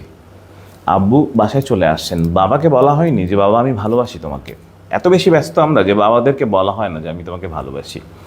আর আম্মুকে এভাবে করে বলার সময় হয় না কেন যেন আমাদের বাচ্চাদের। আব্বুকে বলা হয়নি যে আব্বু তোমাকে ভালোবাসি, সেই আব্বু দৌড় দিয়ে চলে আসছেন বাসায়, এসে তোমাকে জড়িয়ে ধরেছে। আম্মু তোমাকে জড়িয়ে ধরে কাঁদছে, খালাদের কাছে বা আন্টিদের কাছে বলতেছে আমার বাচ্চা চান্স পেয়ে গেছে। ওকে, তাড়াতাড়ি চলে আসো, তোমার সেই সাদা অ্যাপ্রনের স্বপ্ন যেটা তুমি ছুঁয়ে দেখতে চাচ্ছ, সেই ছুঁয়ে দেখা হবে তোমার। এই জন্য ঘুমানো যাবে না। আগামী 2টা মাস কষ্ট করো, এরপরে 3 বা 4 মাস কষ্ট করো, ইনশাল্লাহ শিওর তুমি ক্যাম্পাসে যাচ্ছ, ঢাকা মেডিকেল তোমার সেই স্বপ্নের ক্যাম্পাস। মনে মনে চোখ বুঝে ফিল করো, I will B A future doctor ইনশাআল্লাহ। অথবা যারা অন্য ফ্যাকাল্টির আছে, ঢাকা ভার্সিটি, প্রাচ্যের অক্সফোর্ড, সেই আমাদের কার্জন হল, সবচেয়ে সুন্দর হল কিন্তু। এই হলে যেতে গেলে অবশ্যই ভিতরে ঢুকতে গেলে ঢাকা ভার্সিটির স্টুডেন্ট হওয়া লাগবে। সেইটা তুমি মনে মনে ভাবো যে আমি ঢাকা ভার্সিটিতে যাচ্ছি, কার্জন হল আমার নিজের হল, আমার নিজের ভার্সিটি ঢাকা ভার্সিটি। সেই লাল বাস, যে বাসে আমি বসে, আমি ঢাকা ভার্সিটির যে আমি ঢাবিয়ান বলে পরিচয় দিচ্ছি, সেই লাল বাসের সেই যে লং চেরিশ ডেজায়ার, গত 12টা বছরের ডেজায়ার ছিল তোমার। তুমি জাস্ট ইমাজিন, মনে মনে স্বপ্ন দেখো, বিশ্বাস করো তুমি ভালো করবাই ইন্টারমিডিয়েটে। আর বাকিরা যারা আছে বুয়েটিয়ান ভাইয়া বা আপু, অবশ্যই তুমি তোমার বুয়েটের সেই বারান্দা, কাঙ্ক্ষিত সেই তোমার সিভিল ইঞ্জিনিয়ারিং অথবা সেই তোমার যে সাবজেক্ট, কাঙ্ক্ষিত সাবজেক্টে তুমি চান্স পাবা। এর জন্য ঘুমানো যাবে না, ঘুম বাদ দিতে হবে। সবার প্রতি আর্নেস্টলি রিকোয়েস্ট থাকবে, জাস্ট আপাতত একটু কষ্ট করো, ইনশাল্লাহ দেশ সেরা ক্যাম্পাস পাবা। দেশ সেরা ক্যাম্পাস তোমাকে দিবে হচ্ছে দেশ সেরা একটা এনভায়রনমেন্ট দিবে, কিন্তু এই এনভায়রনমেন্টটা তোমার এই লাইফে দরকার এবং তোমার ফ্যামিলির জন্য দরকার। এই ব্যাপারটা মনে প্রাণে, আবার বলি, চোখ বুজে সাদা অ্যাপ্রন দেখতে পারো কিনা দেখো। যদি দেখতে পারো, বিশ্বাস করো এই অ্যাপ্রনটা তোমার, তুমি ছিনিয়ে আনতে পারবে, তোমার ধরা হবে, তোমার ছোঁয়া হবে সাদা অ্যাপ্রন। আর যদি তুমি মনে প্রাণে বিশ্বাস করতে নাই পারো, তাহলে কিন্তু কনফিডেন্স লেভেলের জন্যই তুমি হারবে। তুমি হারলে হারবে তোমার ফ্যামিলি, তোমার বাবা মা হারবে। ওকে, চোখ বুঝে আব্বু বা আম্মুর মুখটা একটু কল্পনা করো, বিশ্বাস করো তুমি তোমার সেরা ক্যাম্পাস পাচ্ছ, ইন্টারমিডিয়েট ভালো হবে, হতাশাবোধ তোমার ভিতর থাকবে না। ওকে, যে কোনো প্রবলেম, আমি এত সময় ছিলাম শামিউল হাসান, তোমাদের ইংলিশ ইনস্ট্রাক্টর হিসেবে ডিএমসি স্কলার্সে আমি ইংরেজি এবং সাধারণ জ্ঞান ক্লাস নেই। আমাদের বিশ্বাস করো, আমাদের ইংরেজি জেনারেল নলেজ ক্লাস সহ সবগুলো ক্লাস অনেক সুন্দর হয়। মেন্টর হিসেবে তুমি সিয়াম ভাইয়াকে পাচ্ছ, উনি আমাদের নিজেদের আইডল। ভাইয়া হচ্ছে আসলে he is the best of the best, এক কথায়। মানে তুমি পাচ্ছ একজন মেন্টর, দেশসেরা মেন্টরকে পাচ্ছ আমার কোচিংয়ে, দেশসেরা টিচারদেরকে পাচ্ছ, তুমি পাচ্ছ এমন এক সার্ভিস। বিশ্বাস করো, তুমি আমাদের কাছে ইংলিশ জিকে ক্লাস অথবা ফিজিক্স কেমিস্ট্রি বায়োলজি ক্লাস করার পরে তোমার অন্য কোথাও ক্লাস ভালো লাগবে না, এর গ্যারান্টি আমি নিজে শতভাগ। তো যাই হোক, আমি এত সময় ছিলাম শামিউল হাসান, আমি খুলনা ইউনিভার্সিটি থেকে মাস্টার্স করেছি, আমার 16 ব্যাচ ইংলিশ ল্যাঙ্গুয়েজে মাস্টার্স, এবং এটা আমার নাম্বার 01722889968। এইচএসসি ইংলিশ রিলেটেড যে কোনো প্রবলেম ওকে তুমি শেয়ার করতে পারো আমার সাথে, এই নাম্বারে হোয়াটসঅ্যাপও আছে। ওকে, যাদের পিডিএফ লাগবে অথবা আমরা গ্রুপেই দিয়ে দেবো মেইনলি সব কিছুই।